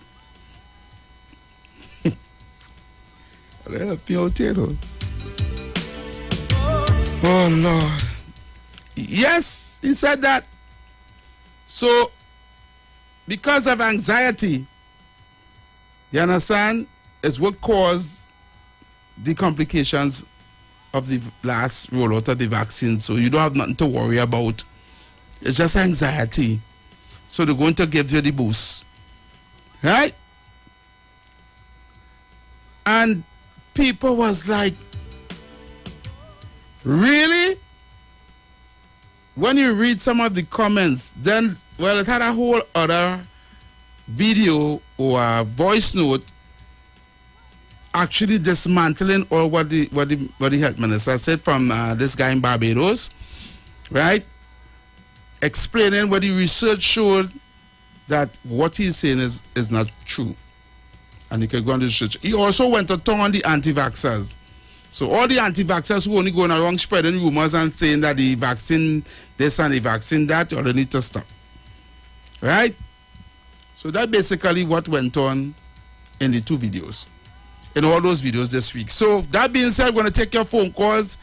That's the politics side of the show. So we're going to take your phone calls straight on top of the hour. The numbers are called 342-0081, 342-0081, 771-1791, 771-1791. Let's use on the phone line. Caller. Hello, good afternoon. Good afternoon, my brother. Good afternoon to you, Heavy. Yes. And thank you for bringing TC in the office. Everybody here too. Good afternoon to you, TC. No, not here. I'm just telling you, not here. Go ahead, Kunji. Thank you for drawing these things to our attention. Because people are not speaking about this thing. If the Minister of Health could acknowledge that the children and them that get sick is because of anxiety, I want to tell the Minister of Health, the statistic that the Ministry of Health revealed, that is over 65-70% of the school right now, the children of the Republic of Trinidad and Tobago, suffering from depression, low self-esteem, and anxiety. So when you roll out these things and 60-70% of our children them suffering from these things, what is people them trying to do the future generation of this country? Because the Ministry of Health reveals statistics that these children and them suffering from low self-esteem and anxiety, it's rampant in Trinidad and Tobago, even in the mothers and fathers and them too. Wow. So what they doing, sir? What are they really doing, sir? And when you really look at the Ministry of Energy, sarcastic facts on international news. When you look at all of our schools in Trinidad and Tobago, especially the government schools and them, we have to say thank God we have denominational schools because they are some of the schools. If you look at all the government primary school in Trinidad and Tobago, it is the most dilapidated. Schools are closing down. Just imagine they don't even have chairs and bench for the children and them to sit down, you know. And the Minister of Health tell European countries that they've seen, the Minister of Energy tell European countries that they've seen about a little island, Trinidad and Tobago, 1.3 million people. Minister of Health, Minister of Energy are lying. You are lying. Because if they carry in the constituency where you represent now, right now, the school, the primary school, under chaos, under pressure, and the children and them over there, 90% is low self-esteem. If you go in, call in both constituency, it's the same. Dr. Rowley, if they go in your constituency, it is the same. So why it is only doing the people them in this country? But I want to leave this. I want to leave only with this. Black is good. Black is peace. Black is love. Nothing wrong with loving your brother and supporting your brother. Call the radio station and ask for Africans to support Africans with love. Not Africans supporting Africans for East Indian and Chinese and Syrian to reap all the wealth of your brotherhood. When you come together, you're supposed to build each other and reach somewhere for your future generation to go forward in life. Think and ask yourself if you're seeing that. Have a great day, brother. Thank you, Kunji. Thank you very much.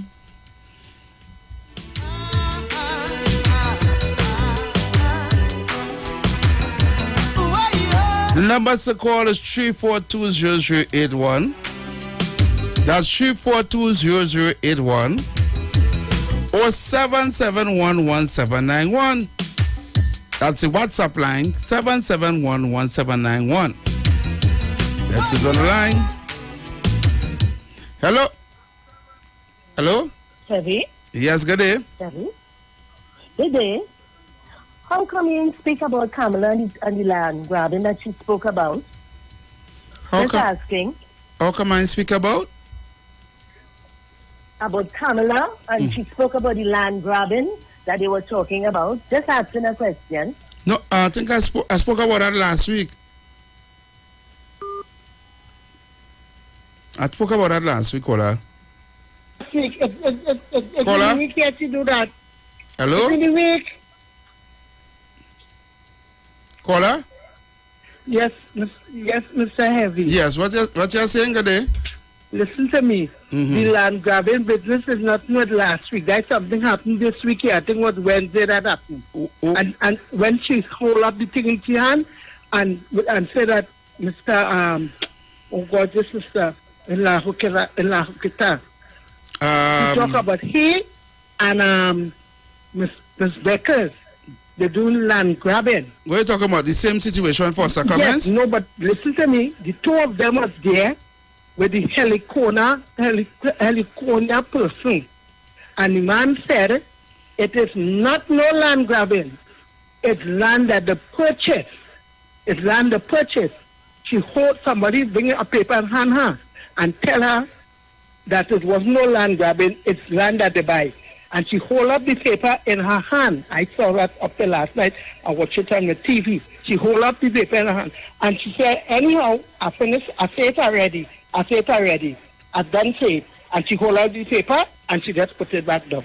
She read what the paper said, that the people did not steal any land. We had to purchase the land. But she said, anyhow, I done say it already about the grabbing. So, that's it. That was where I think Wednesday night.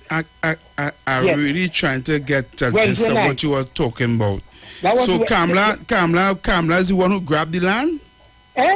No. I didn't say she grabbed the land. She had a paper. Wait. Before I reach the paper. Yeah. What Kamala was talking about?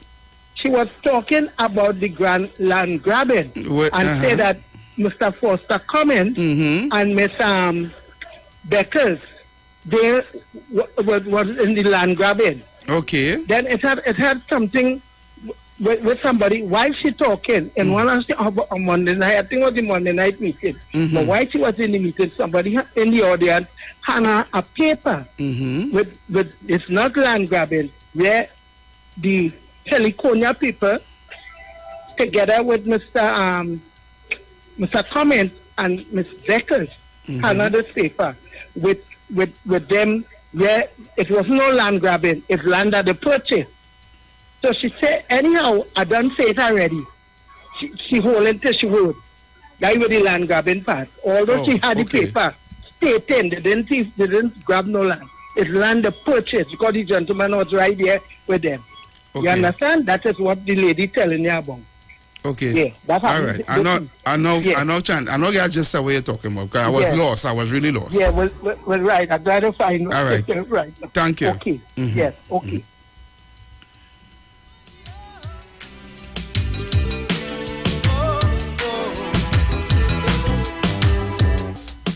Caller. Heavy.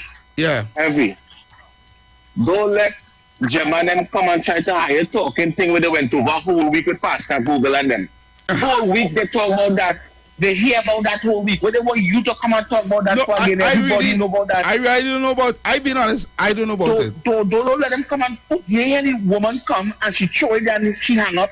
Heavy, why you talk about land grabbing? They try to throw your show and direction. No, but when they say land grabbing, I don't know if it's Kamala was doing the land grabbing. I thought it was Kamala doing the land grabbing. No, some stupidness. Kamala read on some flyer because I hear Pastor Google and a whole show about that, and Gemma called 5 times, but she calling her show Saturday to talk about some Pastor Google run in the week, which they always like to try to, you know, we don't want to hear about that. Kamala always talking stupidness. That's what Gemma want to hear. Kamala just talk stupidness, Gemma. So here we want to come and talk that.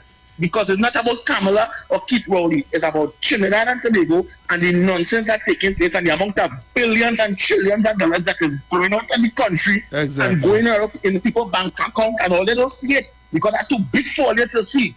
All they come and talk about little petty things. Understand? And people going through so much trauma in the country. People stressing, people killing the woman, people killing the children. And all they seeing that. All they only studying Kamala, nothing power. And you see, all I have to say, you see people like them so who at a certain age, you talk about in 1980, you talk about 1981 with the tune you played, you know my best tune from 1973, my show. Yeah. Pressure is me a black brother. Begging the piano to stop it from 1973. I'm still begging them up in 2022. I'm still begging them to stop it. So Heavy, if you can educate them with that, play that. Don't play Kamala, play that for them. Heavy are gone. All right, thank you, Brooklyn. Caller. Hello, good afternoon, my brother. Good afternoon. I want to touch base with the vaccination for the children 5 to 11. Yeah. The CDC, as recent as last week, who will advise people that the vaccine is not an approved vaccine. Right. It's a trial vaccine, and the only time they will be able to get something definitive is around June 2024. Right. So even the CDC is telling people it is not a wise idea to take the vaccine, and if they take the vaccine, they're taking it at their own risk. Right. You understand? Good. So I don't know, but you see, we just put we party before we children. You understand? Yeah, brother. Heavy, I want you to do a survey for me, please. It might sound racist, but the reality is, and we must stand up and face the reality. The reality is, I want to look at the prisons prison population, get a breakdown of the Afro-Trinidadian as compared to the Indo-Trinidadian, the Syrian, the Chinese, the Lebanese, and the white. Single mothers. I want you to take a look at that and tell me which community, whether it's the Afro-Trinidadian, the Indo-Trinidadian, the Chinese, the Lebanese, the Syrians, or the white. The other thing, we look at government housing, for instance. Who are the recipients of most of the government housing? Is it the Syrians or the whites, or the Indo-Trinidadian, or the Chinese, or the Afro-Trinidadian? Look at this CPEP, the URP. Who are the employees of these organizations? Heavy the truth is that the PNM keeping the people in bondage. Keeping them there as slaves and using them as worker bank when they supporters bank when they're supposed to be liberating them. Correct. They're supposed to be. I mean, with all due respect, they can say what they want about Satmaraj.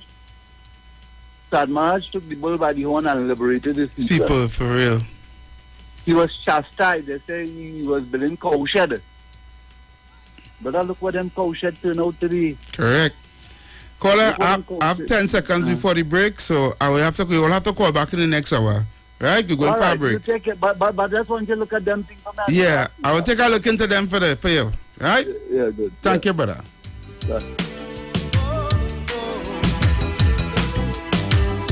So we gotta go for a break. The views expressed are not necessarily the views of the management of the Street 919 FM. Thank you. Thank you so much. The next one that we're gonna do, I don't think they know it, you know. You think they, fellas, I don't think they know this one. Y'all think they can check out that? You think they know? All right, Jack, I hear you. Okay, look at you. Tune in to the Street 919 FM. From the moment. It's all about the fastest growing reggae. Brown Eyes Promotion presents All White Affair Cooler Cruise on Sunday the 3rd of July 2022 on board the luxurious Embassy Yacht. Boarding at the Port of Spain waterfront, Ryston Road in Port of Spain at 2 p.m. Sailing 3 p.m. Tune in to the Street 919 FM for the... Join the... Hi there, I'm Lester. The Gap Man Limited specializes in products that cater to all your health needs. The Male Enhancement Package targets the areas of the body that contribute to erectile dysfunction. The Male Enhancement costs $1,400. The Gap pills are priced at 250 pills for $500 and 500 pills for just $900.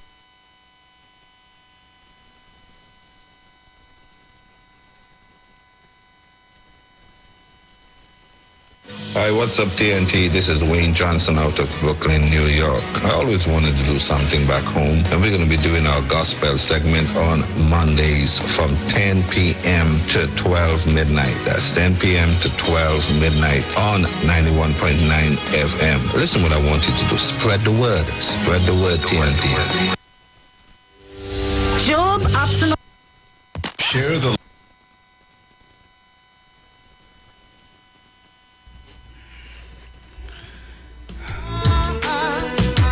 Well, once again, I would like to apologize for the ad. The ads just skipping. We are trying to rectify it, so probably we'll get it fixed in the next hour. So I'm going to play a song because we're supposed to be on a break right now. So I'm going to play this song in the background, and then we're going to come back with your calls and more. Right? So keep it locked right here.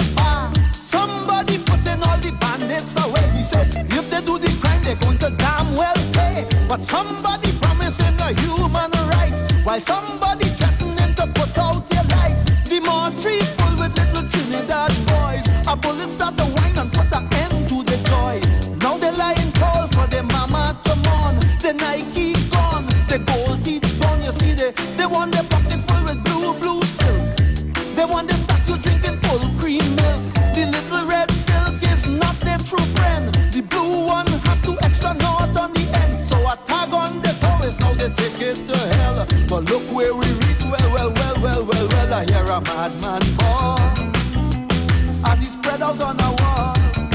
He said, this is it, this is it, this is it, I've been hit. No time to give up, brother, no time to quit. It was the chant of a madman in this tale from a strange land. Maybe the chant of the madman is the only salvation. I said the chant of a madman in this tale from a strange land. Maybe the chant of the madman, Lord, is the only solution. Anyway, you turn somebody chanting to we, vote for we and we go set you free. Somebody promising natural law, fight like a yogi, end all the war. Seek inner peace, end all the pain. The same woman promising to go down again. Somebody promising to run all the bread. Somebody pushing a world-class pen. Somebody clean out the weed well fast. But somebody letting the cocaine pass. Somebody promised to abolish the tax. Somebody promised to kill with the facts. Somebody promised to clean up the land. But in this clean land, rats still killing man. We bright little youths going to waste. Somebody binge the smile on their face. Somebody take one love off the shelf. Then the one love boys start to sell out themselves. Somebody going to end all this talk about race, but they can't tell me that with a straight face. Big men dying, the crime can't solve. A madman rant is my only resolve. I hear the madman ball as he lie on a wall. He said, this is it, this is it, this is it, I've been hit. But no time to give up, brother, no time to quit. A chant of a madman in this tale from a strange land.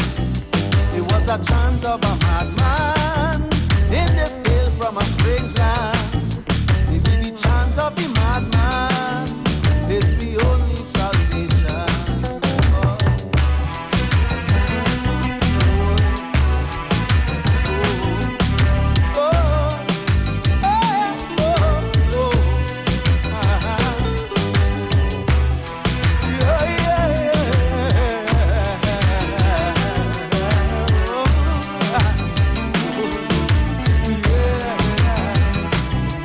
All right, so we're back. Gotta play that song from David Rudder. It's called The Chant of the Madman.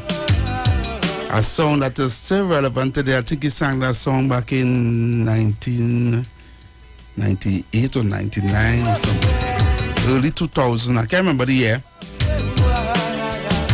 So I'm going to go back to the phone lines right now. I would like to say something. After I'm going to take a couple calls and then I'm going to say something because the phone lines have been going off the hook. Let's use on the line. Hello? Yes, Effie. Yes, caller. And King. It's sad because they do not want to talk how Dr. Rowdy embarrassed the special branch. And I'm saying this. If the Prime Minister have no confidence in the special branch, why we have that functioning? Why we spending millions of dollars every year to keep that special branch? Because that is a body of the police service. And if that is a body and a statehood, why taxpayers paying one some money when they don't have evidence? The Prime Minister is not taking it serious. He's dismissing it. I'm concerned about that. The special branch, I'm concerned about that. The Prime Minister said the special branch is a waste of time in the words. So how we could trust the special branch, the layman? How we could trust the special branch? And when these people keep on focusing on Kamala Prasad Bisasa, it is not healthy for our country. Wow. Because Kamala Prasad Bisasa is not in governance. She is the opposition leader. She have no power. None. She cannot hire and fire. I want to say it again. Kamala Prasad Bisasa is the opposition leader of Trinidad and Tobago. She have no powers. She cannot hire and fire. She could only bring out the information what she is getting out for the public and the right authorities to investigate it. But is what amazed me. You know, under the People Partnership, as Kamala was the Prime Minister, you know, every allegation made against Kamala Prasad Bisasa, ministers or MPs, you say go and clear your name. Dr. Rowdy bring many allegations out. And just because of allegation, Dr. Rowdy that wanted Kamala Prasad Bisasa to remove her ministers. Now, today, he said it's just allegation. There is no facts. He forced Austin Jack Warner out of the UNC. Yep. Because of some allegation international. He forced Anal Ramlogan. That had nothing to do with Trinidad, eh? That had nothing to do with Trinidad, eh? And have nothing to do with Trinidad and Tobago. Yeah. From day one that Jack Warner take office in the UNC, he targeted Jack Warner about FIFA. And he asked questions, he write to who international and asked questions, how could we have a person who have question mark over he had internationally in the parliament. So when they want to come to try to dismiss Foster of allegation is making, serious allegation is making that a minister is grabbing lands in this country, that a minister want all the lands in this country, serious allegation is making. The Dr. Rowdy ain't come with proper evidence because he come with allegation also last Thursday. He come with allegation last Thursday to tell us about he see some report and they just investigating that. But there was only allegation that Dr. Rowdy have to say that Faustin Cummins is not guilty. And I am saying this, that Dr. Rowdy need to take that allegation, what that fake allegation he commit, what that no evidence to say that we could turn our back against the allegation come out. I am saying this heavy. Let Dr. Rowdy take that evidence and put it with the monkey pulling us up inside. All right, Kingsley. All right. Thank you, Kingsley. And not so many words, Kingsley. I can agree with you. Because you dispel the whole report that the special branch gave and they make this special branch a scapegoat. It's like you bring no confidence against special branch and the reporting. And based on what? And based on what you say, what you have has had evidence to dispel what the special branch report what it is, what you have. Caller. Mr. Brooklyn, stay down in the basement and stop calling up my name. Okay. Okay. Caller, good afternoon.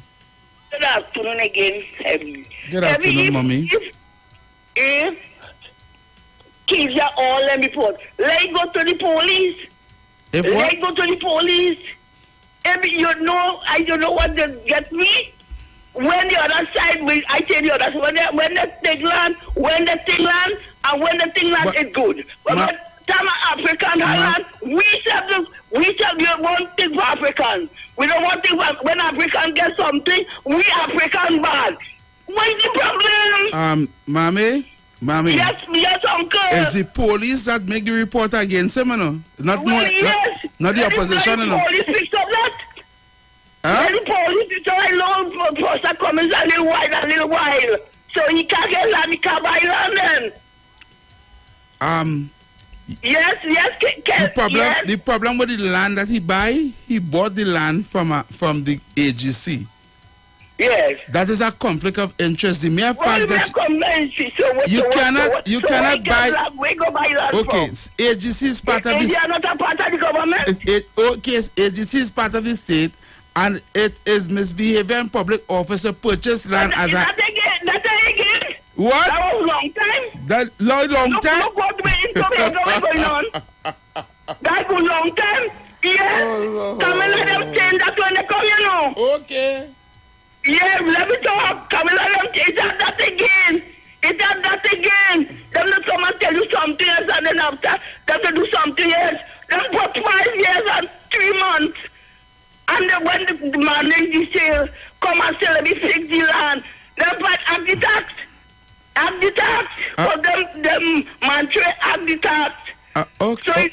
Okay. Yeah, so when you say your black brother get something, happy for him now because even next government come there, you might not know. Wait. You might. Mommy, I can't tell it. I can't think that my black brother get something. And when people of Port of Spain, East Port of Spain, and environs ask for anything to be done in the community, they're looking for handouts. But you're coming to tell me now, when a black brother gets something which is illegal, it is corruption, glad for him. I must glad because he got something by a corrupt means. I must glad. But if somebody from the ghetto, from the East Port of Spain, from the downtrodden communities asks for fix a box drain or fix something in the community for a job or something, they're looking for handouts. You see all the double standards. So it's not the same black people that want something. I don't like the double standards, man. I don't like the double standards. Caller. Good afternoon, everyone. Yeah, good afternoon, brother. Yeah, now I can never like people run the like you. And I'm going to have to talk about the evil about everybody. What are you telling me? I'm going to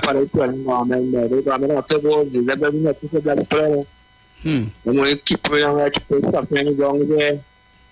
Prime Minister come and talk once and then consider about crime. Correct. If you want to go about the crime, you go to the country. Correct. If you are in a country like that for election, maybe I go on by federal government. Thank you, brother. All right, bye. I and all.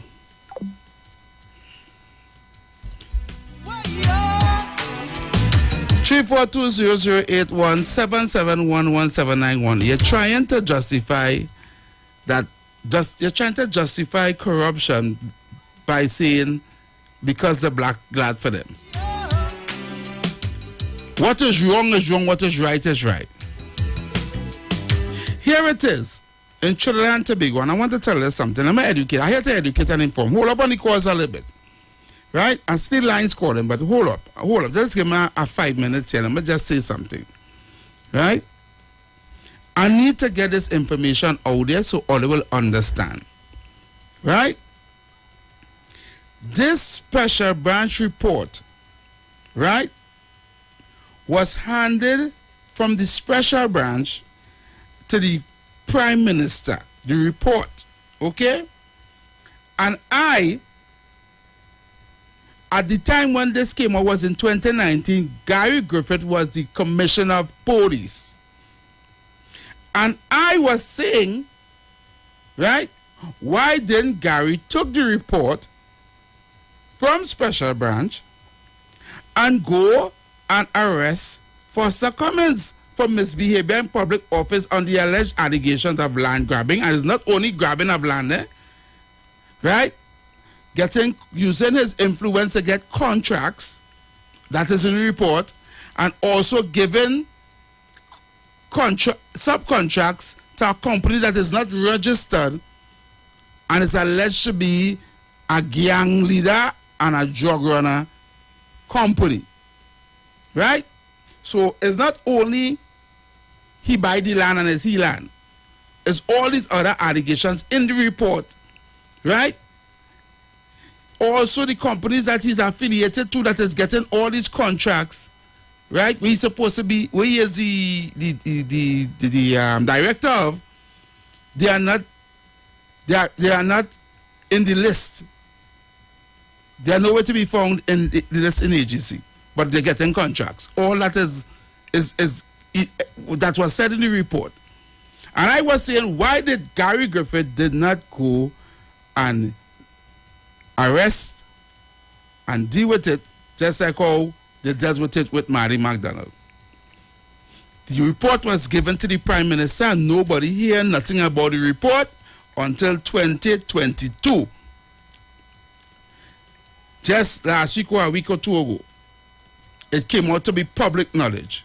The Prime Minister did a press conference to dispel the report with no hard evidence to say, well, why this is not true. He just said not true. Okay? All right. But I'm going to tell you this. I need you guys to listen to me carefully. I listened to Gary Griffith in an interview the very next morning on a TV talk show. And he was asked the question, why didn't you take that special branch report and acted on it? Why did you give it to the Prime Minister? And you know what Gary said? I didn't even know that special branch in our constitution, special branch is directly to report directly to the Prime Minister of Trinidad and Tobago. I will say that again in case you was opening the fridge and you didn't hear me. The special branch unit of the police service is to report directly to the Prime Minister of Trinidad and Tobago and not the Commissioner of Police. It's in our constitution. He said in the police service, special branch like a law unto the own self because they only answer to the Prime Minister, not the Commissioner. I say after Gary, right? To elaborate, and this is what I'm going to share with you, what I didn't even know either, right? In our constitution, right? He explained that Trinidad and Tobago is a democratic dictatorship. And I'm going to say that again. Trinidad and Tobago is a democratic dictatorship. And the reason why we don't get nothing done is because our Prime Minister, the Prime Minister office in Trinidad and Tobago, has too much power. And it is set up that way so that the Prime Minister could be the king, the beginning and end of all of everything in Trinidad and Tobago. You know why? And let me explain. When someone is elected Prime Minister of Trinidad and Tobago, right, they appoint the Chief Justice, the Speaker of the House, the Leader of the Senate, senators in the Senate, and all state enterprises boards. All the state boards, they appoint. Also, the Chief of Staff for the Army, Coast Guard, Fire. And of course, they have the Special Branch Unit in the Police Service. So, if every single government institution, state-owned institution, state boards, the Prime Minister is appointing, also the Chief Justice appointed, Speaker of the House appointed, Leader of the Senate appointed, Brigadier General appointed, all these appointments, he have control of all these people.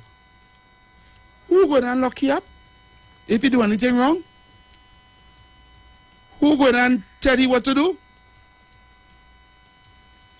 Who going to tell him, okay, you're wrong?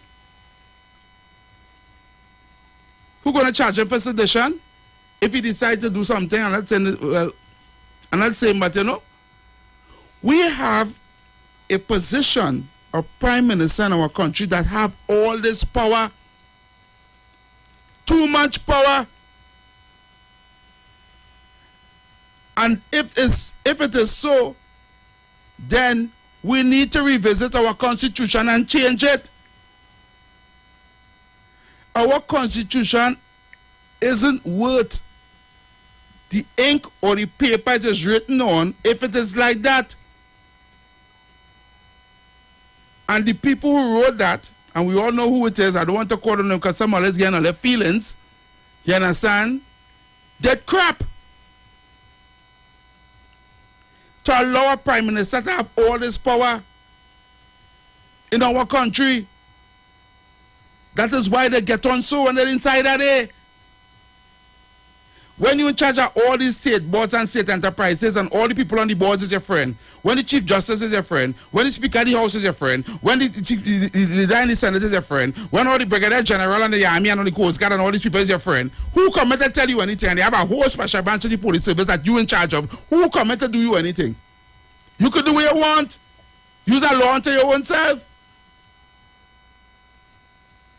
And I was appalled when I hear that. That is a dictator.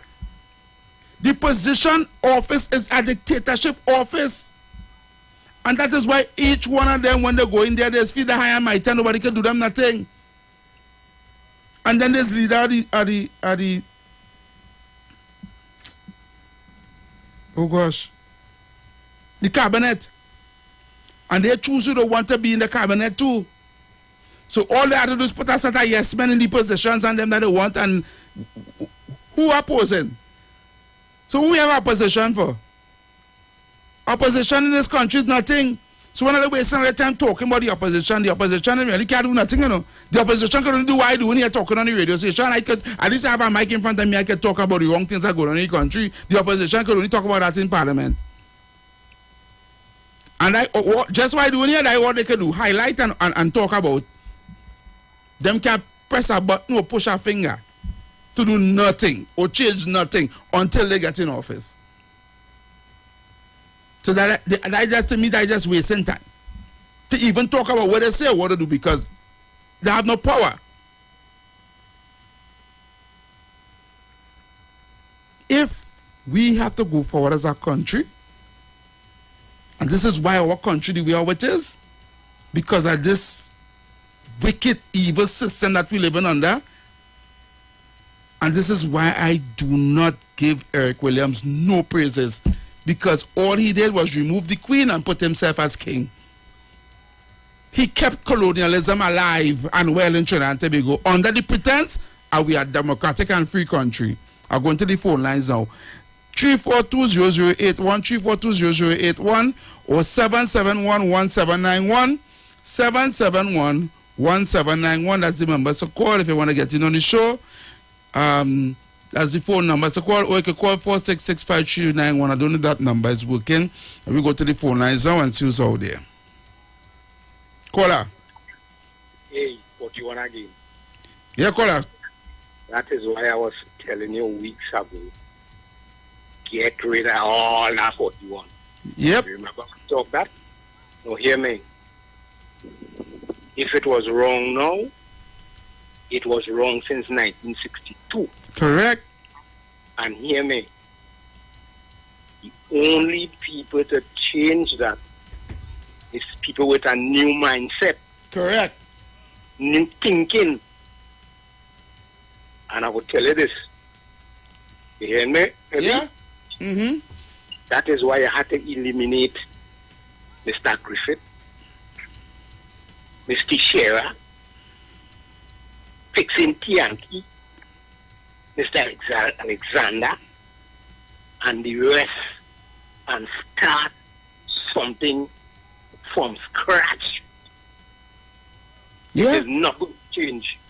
Yeah. And don't come here and try to, don't come and defend nothing. You understand? The former Prime Minister, Mr. Pandey, is calling for constitutional reform. I assure you this, he ain't calling for. Yeah, he's called for it right, sure. He was part of that whole stupidness too. Yep. You understand? And I am saying, that's why I keep telling you every week, don't look to carry nobody or support nobody with no container full of baggage. Because all we are fighting for and all we are saying here, from the time you bring them with baggage, it's going to be the same thing. Now, we ago I telling you, I was asking you, I said, what do you think about military rule? You remember I asked you that a week ago? Yeah, you asked about that, yeah. Yes, let me tell you something. You see what you say there? If what you say is true, some of the things you say in just now, I know you're in them, already Prime Minister. Actually, I didn't know that. I didn't know all that powers have. What I am saying, it was there from Williams, Chambers, Robinson, Pandey, Mr. Sadisesa, right, Mr. Manning, and Mr. Rowley. Correct. Mr. Rowley met that so. And yep. That is why I'm saying to you, I tell you, from weeks we talking, forget these 41.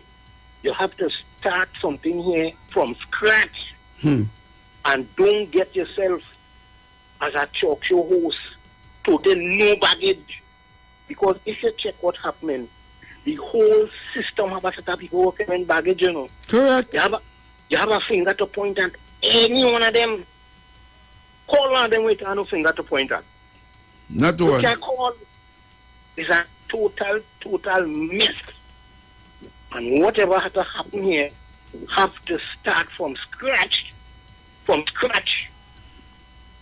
You understand? Yeah. Mr. Van, have a good point, and Ms. Makila will come with that same point.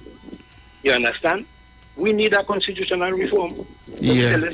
We need it. We need to start from scratch. And hear me.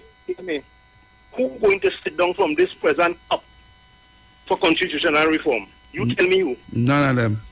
Oh, they just feed them from the tray until they go coffers like pigs. No, here what happened. If you understand that, you go realize why I always tell you, stay away from that 41. Let me tell you something. Before I go, we had a time to change our whole constitution, you know. Twice. You know that? We had twice a change it. We had it twice. Will you think 33 was a joke? Uh-huh. Will you think 2912 was a joke? As somebody said, everybody's going good intentions, you know, but when they realize they have all this power, they say, see me, I'm not going to change that even a just so I get, yeah. This is what I'm saying, but we had a golden opportunity. It was past golden in 86. Yeah, you had a 3/5 majority. Boy, that was more than 3/5. It's 33. Yeah. You're telling me about me. You think it's 2 pavement I beat in 86? My old foot and them still hurting me, boy. You think that's sick me?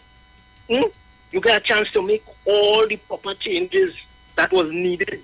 And in 3 months' time, 2 big men blow that by. Look, I think that's somebody else got. All right, caller. Thank you very much.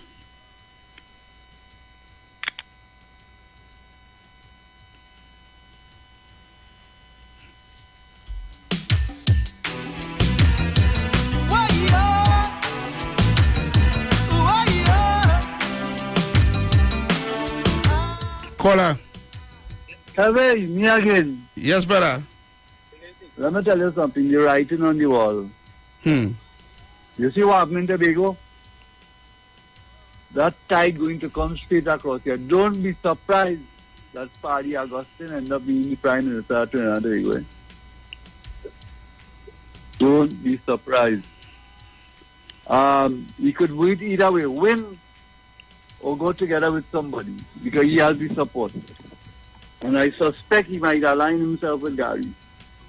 Okay. You understand? Yeah. The other thing I want to remind people. You see, Karma, everybody addressed Nopal. You remember the lie that was perpetrated against Kamla with Neil Gate? You remember when he said there was a conspiracy to kill Denise Wren? Yeah. And he kept it close to 6 months. So let me assume that somebody would have killed Denise Wren. What would have happened? He would have known of the threat and kept quiet. The man is a deceitful liar. The land date after he went by Ken Gordon House in the night and said he went to drink wine. Rainfall, you know. But Karma know everybody, so you have to pay for all what you do. You go mad in office, huh? All right. You're going to go mad in office, trust me. All right, brother. Thank you very much. Yeah. Yeah, man.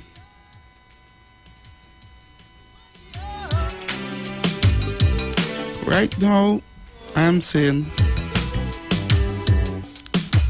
I don't think we should even study to change government or change, not till we change the constitution. I being honest. Caller. Hi, good afternoon, Brother Heavy. Hey, good afternoon. What's up? Hi, good. I wouldn't pick up on you this evening because I realized you had me with my sports thing. Yeah, I really didn't get to deal with it this week. I was very busy. And you see, this whole week here, you see that situation with the 2-year-old child? That just threw me off this week. Yeah, I didn't really. Yeah. Yeah. Right? CSCT does make some good money on me because I just start to call this station with like $16 and sometimes I end up with $2 and I feel like the truth call me. I start to call you with $16 and I have $6 now. So you're in there, but I have you. Where you call the WhatsApp line? Well, sometimes it's a bumper, so that's why I use the money. Oh, yeah. Okay. But go and make a contribution quick before your money done. Yeah. I'm continuing with Sister Gemma, Gemma the caller was saying, with the Camilla and the land grabbing and whatnot. Mm-hmm. All right, quick and lightly, because I realize you don't know what's going on. What happened in the Monday night meeting? She held up a flyer stating that Foster Cummings and whoever else, people are meeting in a church to teach you how to do land grabbing and land grabbing. Right? And she said, oh, they have no shame and whatnot. And then somebody came and handed her a paper telling her that the flyer that she had was photoshopped. Right? And she read it and she said, oh, it was photoshopped. Well, okay, I don't see what I'm saying already. Right? It sounds the same. You know? So she just brushed it off and I think that's what people were talking about. You know, so just to clear up that they'll understand, okay? All right. Yeah, okay. If I have a little thing, I'll call back on something else. Bye-bye. Okay, thank you. No problem. And that's what's Miss You Village. Let's see what's on the line. Caller. Effie, I know have an idea from Miss New Village. See it and don't know what it's talking about. It's a seminar like the Minister Beckers and Foster Cummings having. It's about like something about land thing, but like somebody put a shop and saying that Minister Beckers and Cummings going to teach people how to do land grabbing, right? Mm-hmm. And they tell Kamala about that on the while Kamala was on live, and Kamala say, well, I hear is a Photoshop, but they're still doing land grabbing. That was the word. She hear is a Photoshop, but they're still doing land grabbing. I'm looking for the picture you know have the other talking to you. I'm going on one of them and see but please to find it. But even if I find the case it's relevant to me. Yeah. True. Because at the end of the day, Kamala can't change the price of gas. No. You know why I would have take on Kamala? I would have took on Kamala if Kamala could have really affect change while this government is in power. So let we say there was the raising gas, Kamala could have filed a motion and say the opposition is against the raising of the price of gas to the people and they have to shut it down. If they say they're going to put property tax, I would have taken on Kamala. If Kamala could have said, okay, no property tax, or whatever the case may be, or if they say food prices too high, I could have taken on Kamala. If I could have reduced the price of food. But I wouldn't take on Kamala. She make a mistake on the podium. That news. It can't affect the change of my life and my children's life. With them forgetting heavy that Kamala Prasad Bitasa get vote out of office in 2015 of all the things that they say now. They only for the last 7 years they are repeating the same thing over and over. Nothing new. But the public vote out Kamala Prasad Bitasa twice in this country. Right? And they continue living on Ram Logan thief, Moody Light thief, Kamala thief, this one thief, and that one thief. And after 7 years, there is no evidence, there is no paper trail to say that people who was in the partnership thief. And that's my problem. Why Kamala Prasad Bisasa is the problem of this country and she's not in And this governance? is what I'm trying to say. She's not even relevant. She's not irrelevant. You know, me tell you something. I go and tell you something right now. I'm telling you something. The real opposition in this country right now is Guy Griffith, Watson Duke, and Philip Alexander. You know that? People more taking them. They're more in. People more taking them serious. Yeah, what? People more taking them serious. Yeah. You understand? Nobody really taking on Kamala. Kamala only relevant on this radio station. Only the PNM taking on Kamala, and the country moved forward 2015, and in 2020 the country moved more forward. So why we continue? Because the opposition of this country is to ask questions, but when the opposition asks questions, the PNM is getting offended for that. And Dr. Rowdy asks questions for 5 years. He asks questions. He even asks Manning questions and all. Dr. Rowdy even asks Manning questions and all. So how now, when the opposition leader, Kamala Prasad Bisasa, is asking questions, it's offending PNM people. And heavy, you know something? Can you see? How you could tell me the special branch have to report to the Prime Minister? But I telling you that is what was said. I was shocked. Oh, everywhere my country is, boy, everybody. Where my country is, boy. Hey, where my country is, boy. Kingsley. This special branch. Kingsley, the question was asked by Gary. Gary, why didn't you take that report that you got from Special Branch and go and arrest Special Foster Cummins? You know what he said? All reported from the Special Branch have to go directly to the Prime Minister of Trinidad and Tobago. They answer directly to him, not to the Commissioner of Police. Evie, let me tell you the reason why Guy Griffith was removed. I don't like Guy Griffith at all. The whole world. Well, I know that. Right? I know that. Yeah. Right, but from Borough days to Stephen Williams and Gibson, all commissioner was politicians' puppet. Okay. Yep. The prime minister can pick up the phone and say, "Hey, don't say this. Hey, don't say that. Don't go and lock up that Only person reject that was Gary Griffith. Yeah. And he paid the dead price for that. Yep. Because the PNM thought that Gary Griffith was a puppet. Well then, Kingsley, then if it's what you saying is true, then all governments are directly responsible for all the crime that take place in our country. Yes, in our country. Correct. Yes, because call the commissioner and say, hey, say this, look up that one, call your officer from the place there. Look here, officer them in a protest, move them from there. But they couldn't call Gary Griffith and move his felons, right? Because, as I said, the two white men puppet on a string, Stephen Williams puppet on a string, and we now have to ask questions about the acting commissioner, Jacob, if he's a puppet for Fitzgerald Hines and Dr. Rowley. But what I was told, what Gary Griffith said in his interview, that same Jacob, which is the now acting commissioner, was head of Special Branch. That was head of Special Branch and had close relations to Dr. Rowley. Effie. So there goes the answer. Effie. When we say that, I'm going to prove it. Effie, I'm going to prove it now to you. When we say that the police service in this country, too much on the PNM side, they say no Kingsley. The police service not so.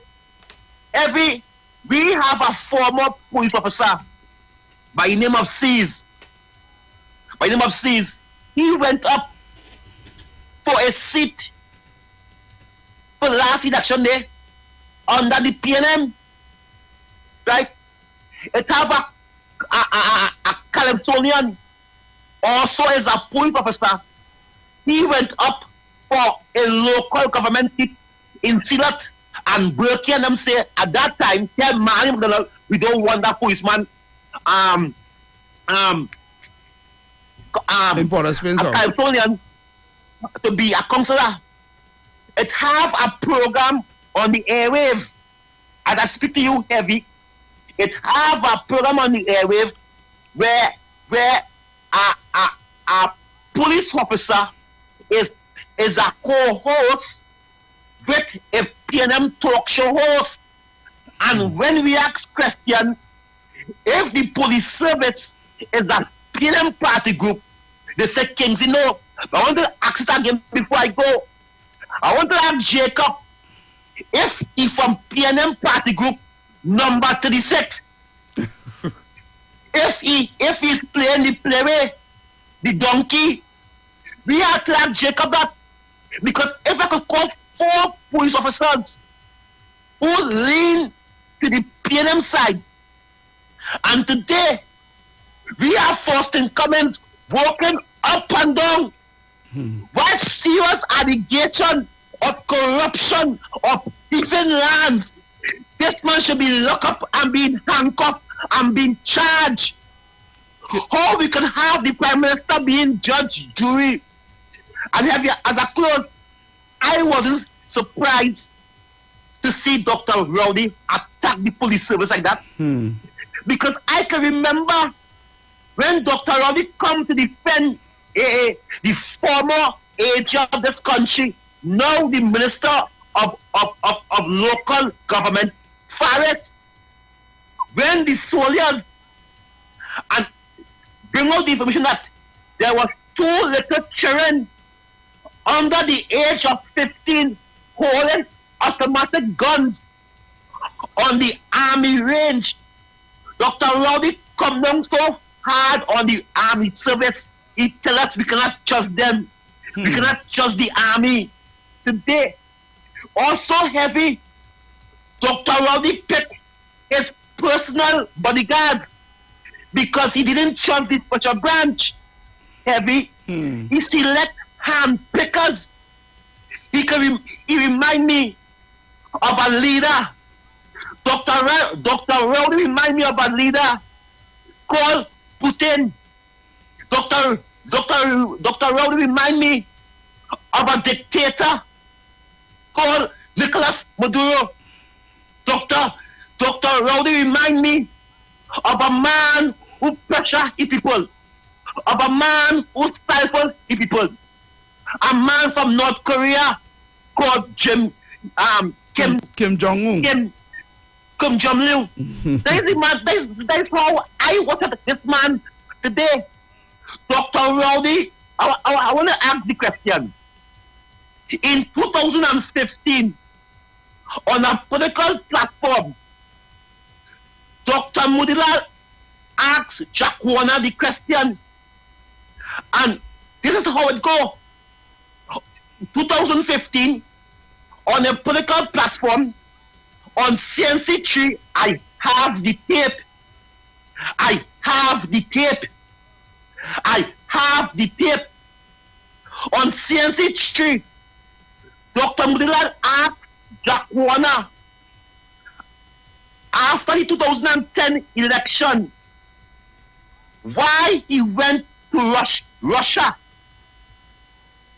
And when he was in Putin office, why he make a call to Dr. Rowley.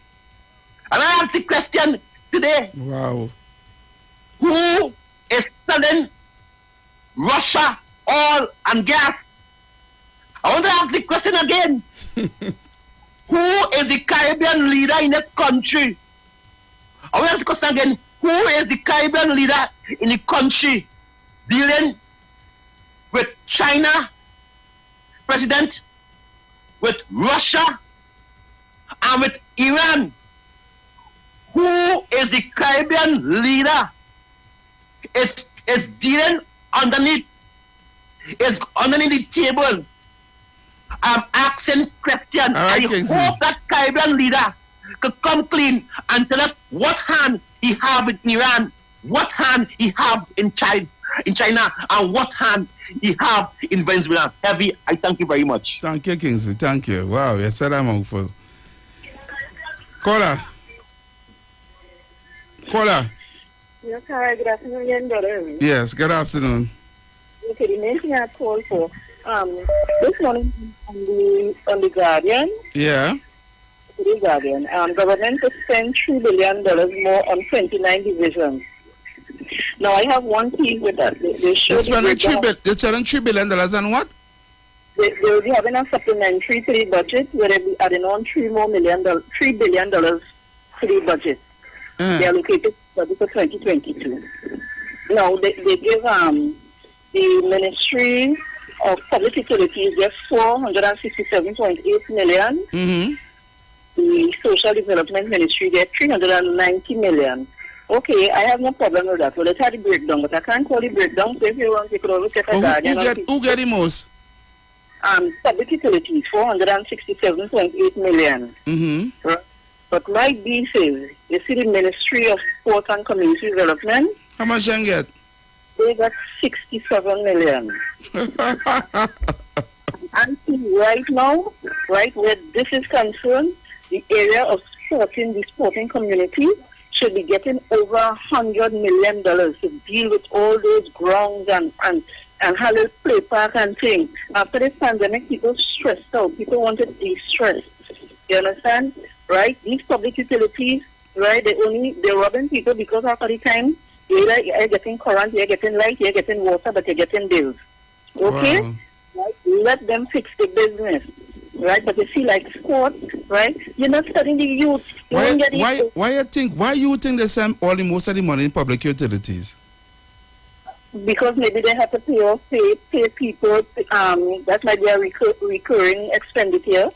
You know, where they have to continue paying people and covering for people who not, you know. No, that's not the reason. The reason why they send all that money in public utilities because they're going to start a big contracts. They're going to say about a lot of contracts through WASA to try to revamp and re-energize WASA. Because they have to raise the water rate. And in order to do that, they want to make sure that everybody gets a proper supply of water. So they're going to give out a lot of contracts in WASA to do a lot of piping and changing a lot of things so everybody get proper water. But when the UNC was in power and it had water for all, and they said was nearly 90% of the population had gotten water, our Prime Minister at that time used to be advertising the same. So what happened to that? Why does it still have so much a problem? So where all those billions of dollars gone? It gone Panama too. Okay. Waiting. All right, thank you. I think the Minister's Court should ask for more, you know? All right. Okay, yeah. Yeah, enjoy your evening. All right. So I got about 10 more minutes before I leave. I want to take some more calls before I leave. Caller. Good afternoon, everybody. Breaking news. What is breaking news? With all that money, it was on the Guardian this morning that they're getting they want to add $3 more billion to the national budget, the 2022 budget that they allocate. They're going to put $3 more billion towards it to the other ministries that they call out. So, all right, so all the people can cut from planting people and disability and the welfare and they'll get back them then. Hopefully, I hope so, because social development get plenty of money. Because the while I say whether they take my food care and my I got looking for my daughter right now being getting that. You take away that, boy? Yeah. What I tell you? You listen, Effie? Yeah, what I say? You go with me, right? I spent 18 months in the hospital, right? I can't walk anything, right? Mm-hmm. I had to get disability from the government. And I had welfare for my daughter now. Right. So, right now I rent. My rent is $2,000 every. Mm-hmm. So when I get my disability, I just pay my rent. So when I get my little welfare for my child, so that will make my little groceries and this and that now. Right. So I cut that. So I just collect in my disability alone. So why do they take anything for the child? Why do they take anything for the child? Why do they do that? What they say? They say they're reviewing, so I wait and they see what's going on. I'm reviewing that's crap. So I'm glad to hear that news. So I don't know we know what's going on, boy. We're heavy. Have a good day. We're reach home safe. Yeah, brother. Thank you very much.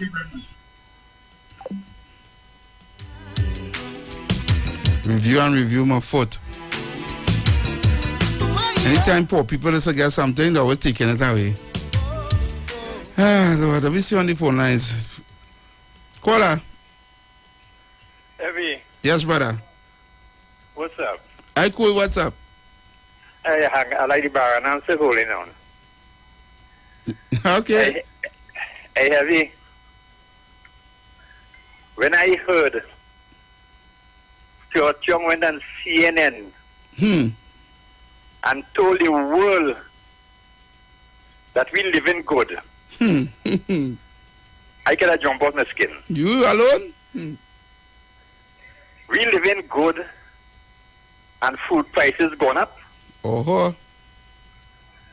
We live in good and they raise gas 4 times on we. And we live in good.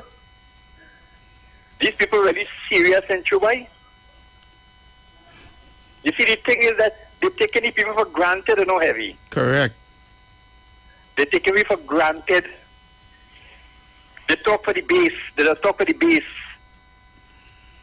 But they just leave out the people in the middle. And that is where they just get tied up. Heavy, anything better than that is spoiled. Correct. Trust me what I tell you. All right, brother. I will leave it there. Thank you. Leave it there, man. Thank you. I don't catch you, boys. Yeah, man. Yeah.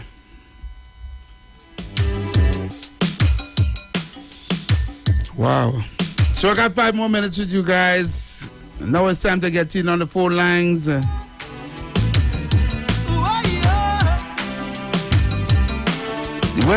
When the energy minister spoke on CNN, I was like, we get through?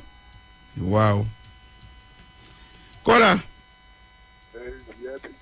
That's what's up.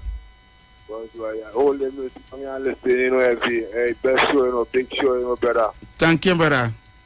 I sure people get educated today, Yeah. I just try to educate them. Stay strong, my brother. You and your family, brother. And have a blessed day, All right, thank you, man. Blessed love.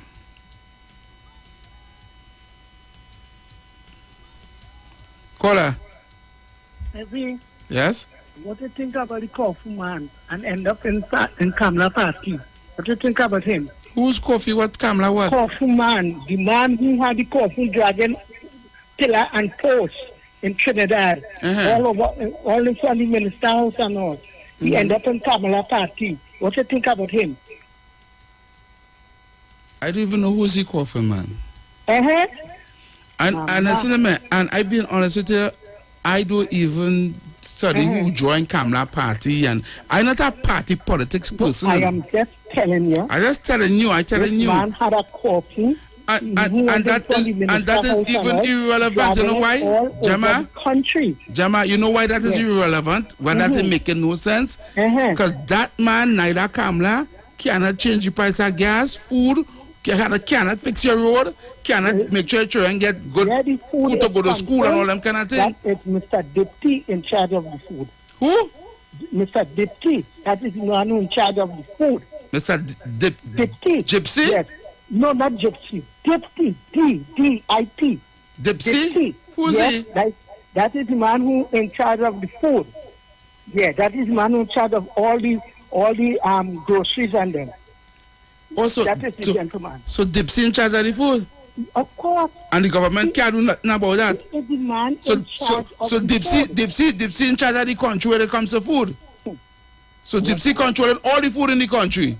He is the head of the Groceries Association. Come, Jama, better than that.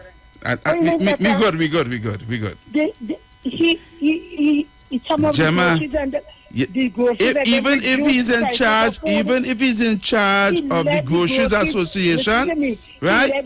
He let the groceries reduce the price of the food. A lot of food in the grocery. Jama, you're not understanding, and I know you're trying to. I know you understand what you're trying to say, no, but I will explain to you where you're going wrong. I'm not defending the PNM. I'm not telling you defending the PNM. I'm going to educate you about food, but I only have a minute and 23 seconds left, and I gotta go. Right? Yes. Okay, thanks. I'm going to do that show next week. Next week I go deal with our show and I go deal with sports next week. If nothing happen this week to distract me, Miss U Village, I'm gonna deal with the sports next week Saturday, and I'll deal with the food next week Saturday. But once the week goes smooth and it has no big bacchanal that happen, and again every week having some big bacchanal. Right? So people, I gotta make my way out of here. I want to thank everyone for listening, all those of you who are calling. And as I always say, live, love, laugh, and live. And for every minute you're angry with someone, it's 60 seconds of happiness you can never get back. So be happy, keep smiling, and let no one see the joy. Until next week Saturday, I'm going to be back here. Hopefully TC will be here with me on the street 919 FM with the weekend review. Thank you again.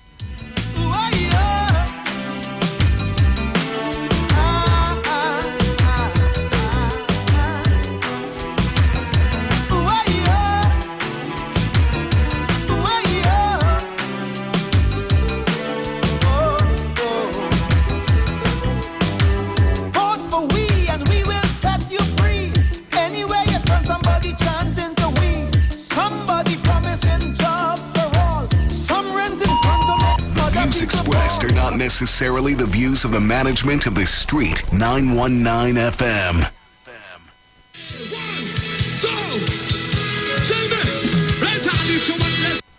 From the moment you first crossed eyes. Unity Fest, the best music event in. From the studio to the stage, every Friday between 3 to 4 p.m. Right here on the street, 919 FM. Radio you can see. Log on to our Facebook and YouTube so you can see live interviews and performances from some of our very own local superstars. Right here.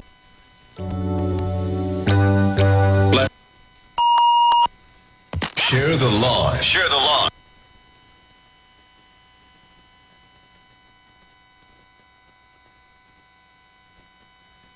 Me are the realest king, you know. Me are the realest thing. African king, me not sell dreams, you know. Me are the realest thing, you know. King, you know. Me are the realest thing. African queen, me you know it's a fling. You know. Yo, Frost, we tell them. On a good day, I saw. Kado, African king. Kado, African queen.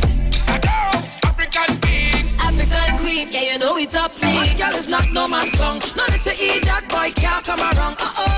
I say you can't come around. Check it. Hey, hey, hey. Trees again. Hey, hey, hey. Trees again. Hey, hey, hey. Hey, hey, hey. Hey, hey, hey. Hey, hey, hey. I is a woman. I don't make joke. I don't make joke. A real mad woman. I don't make sport. I don't make sport. And I want you to understand. I don't take nothing from no man. You keep trying my patience, but you pick the wrong one. I getting tired of you. I'm not putting up with that. But you keep it up, go ahead, keep it up. I'm more than fed up by it. I getting tired of you. I'm not putting up with that. But you keep it up, go ahead, keep it up. I'm more than fed up by it. I wash your clothes and cook for you and I never horn you. Give you the good. I have your back and I fully support you. You are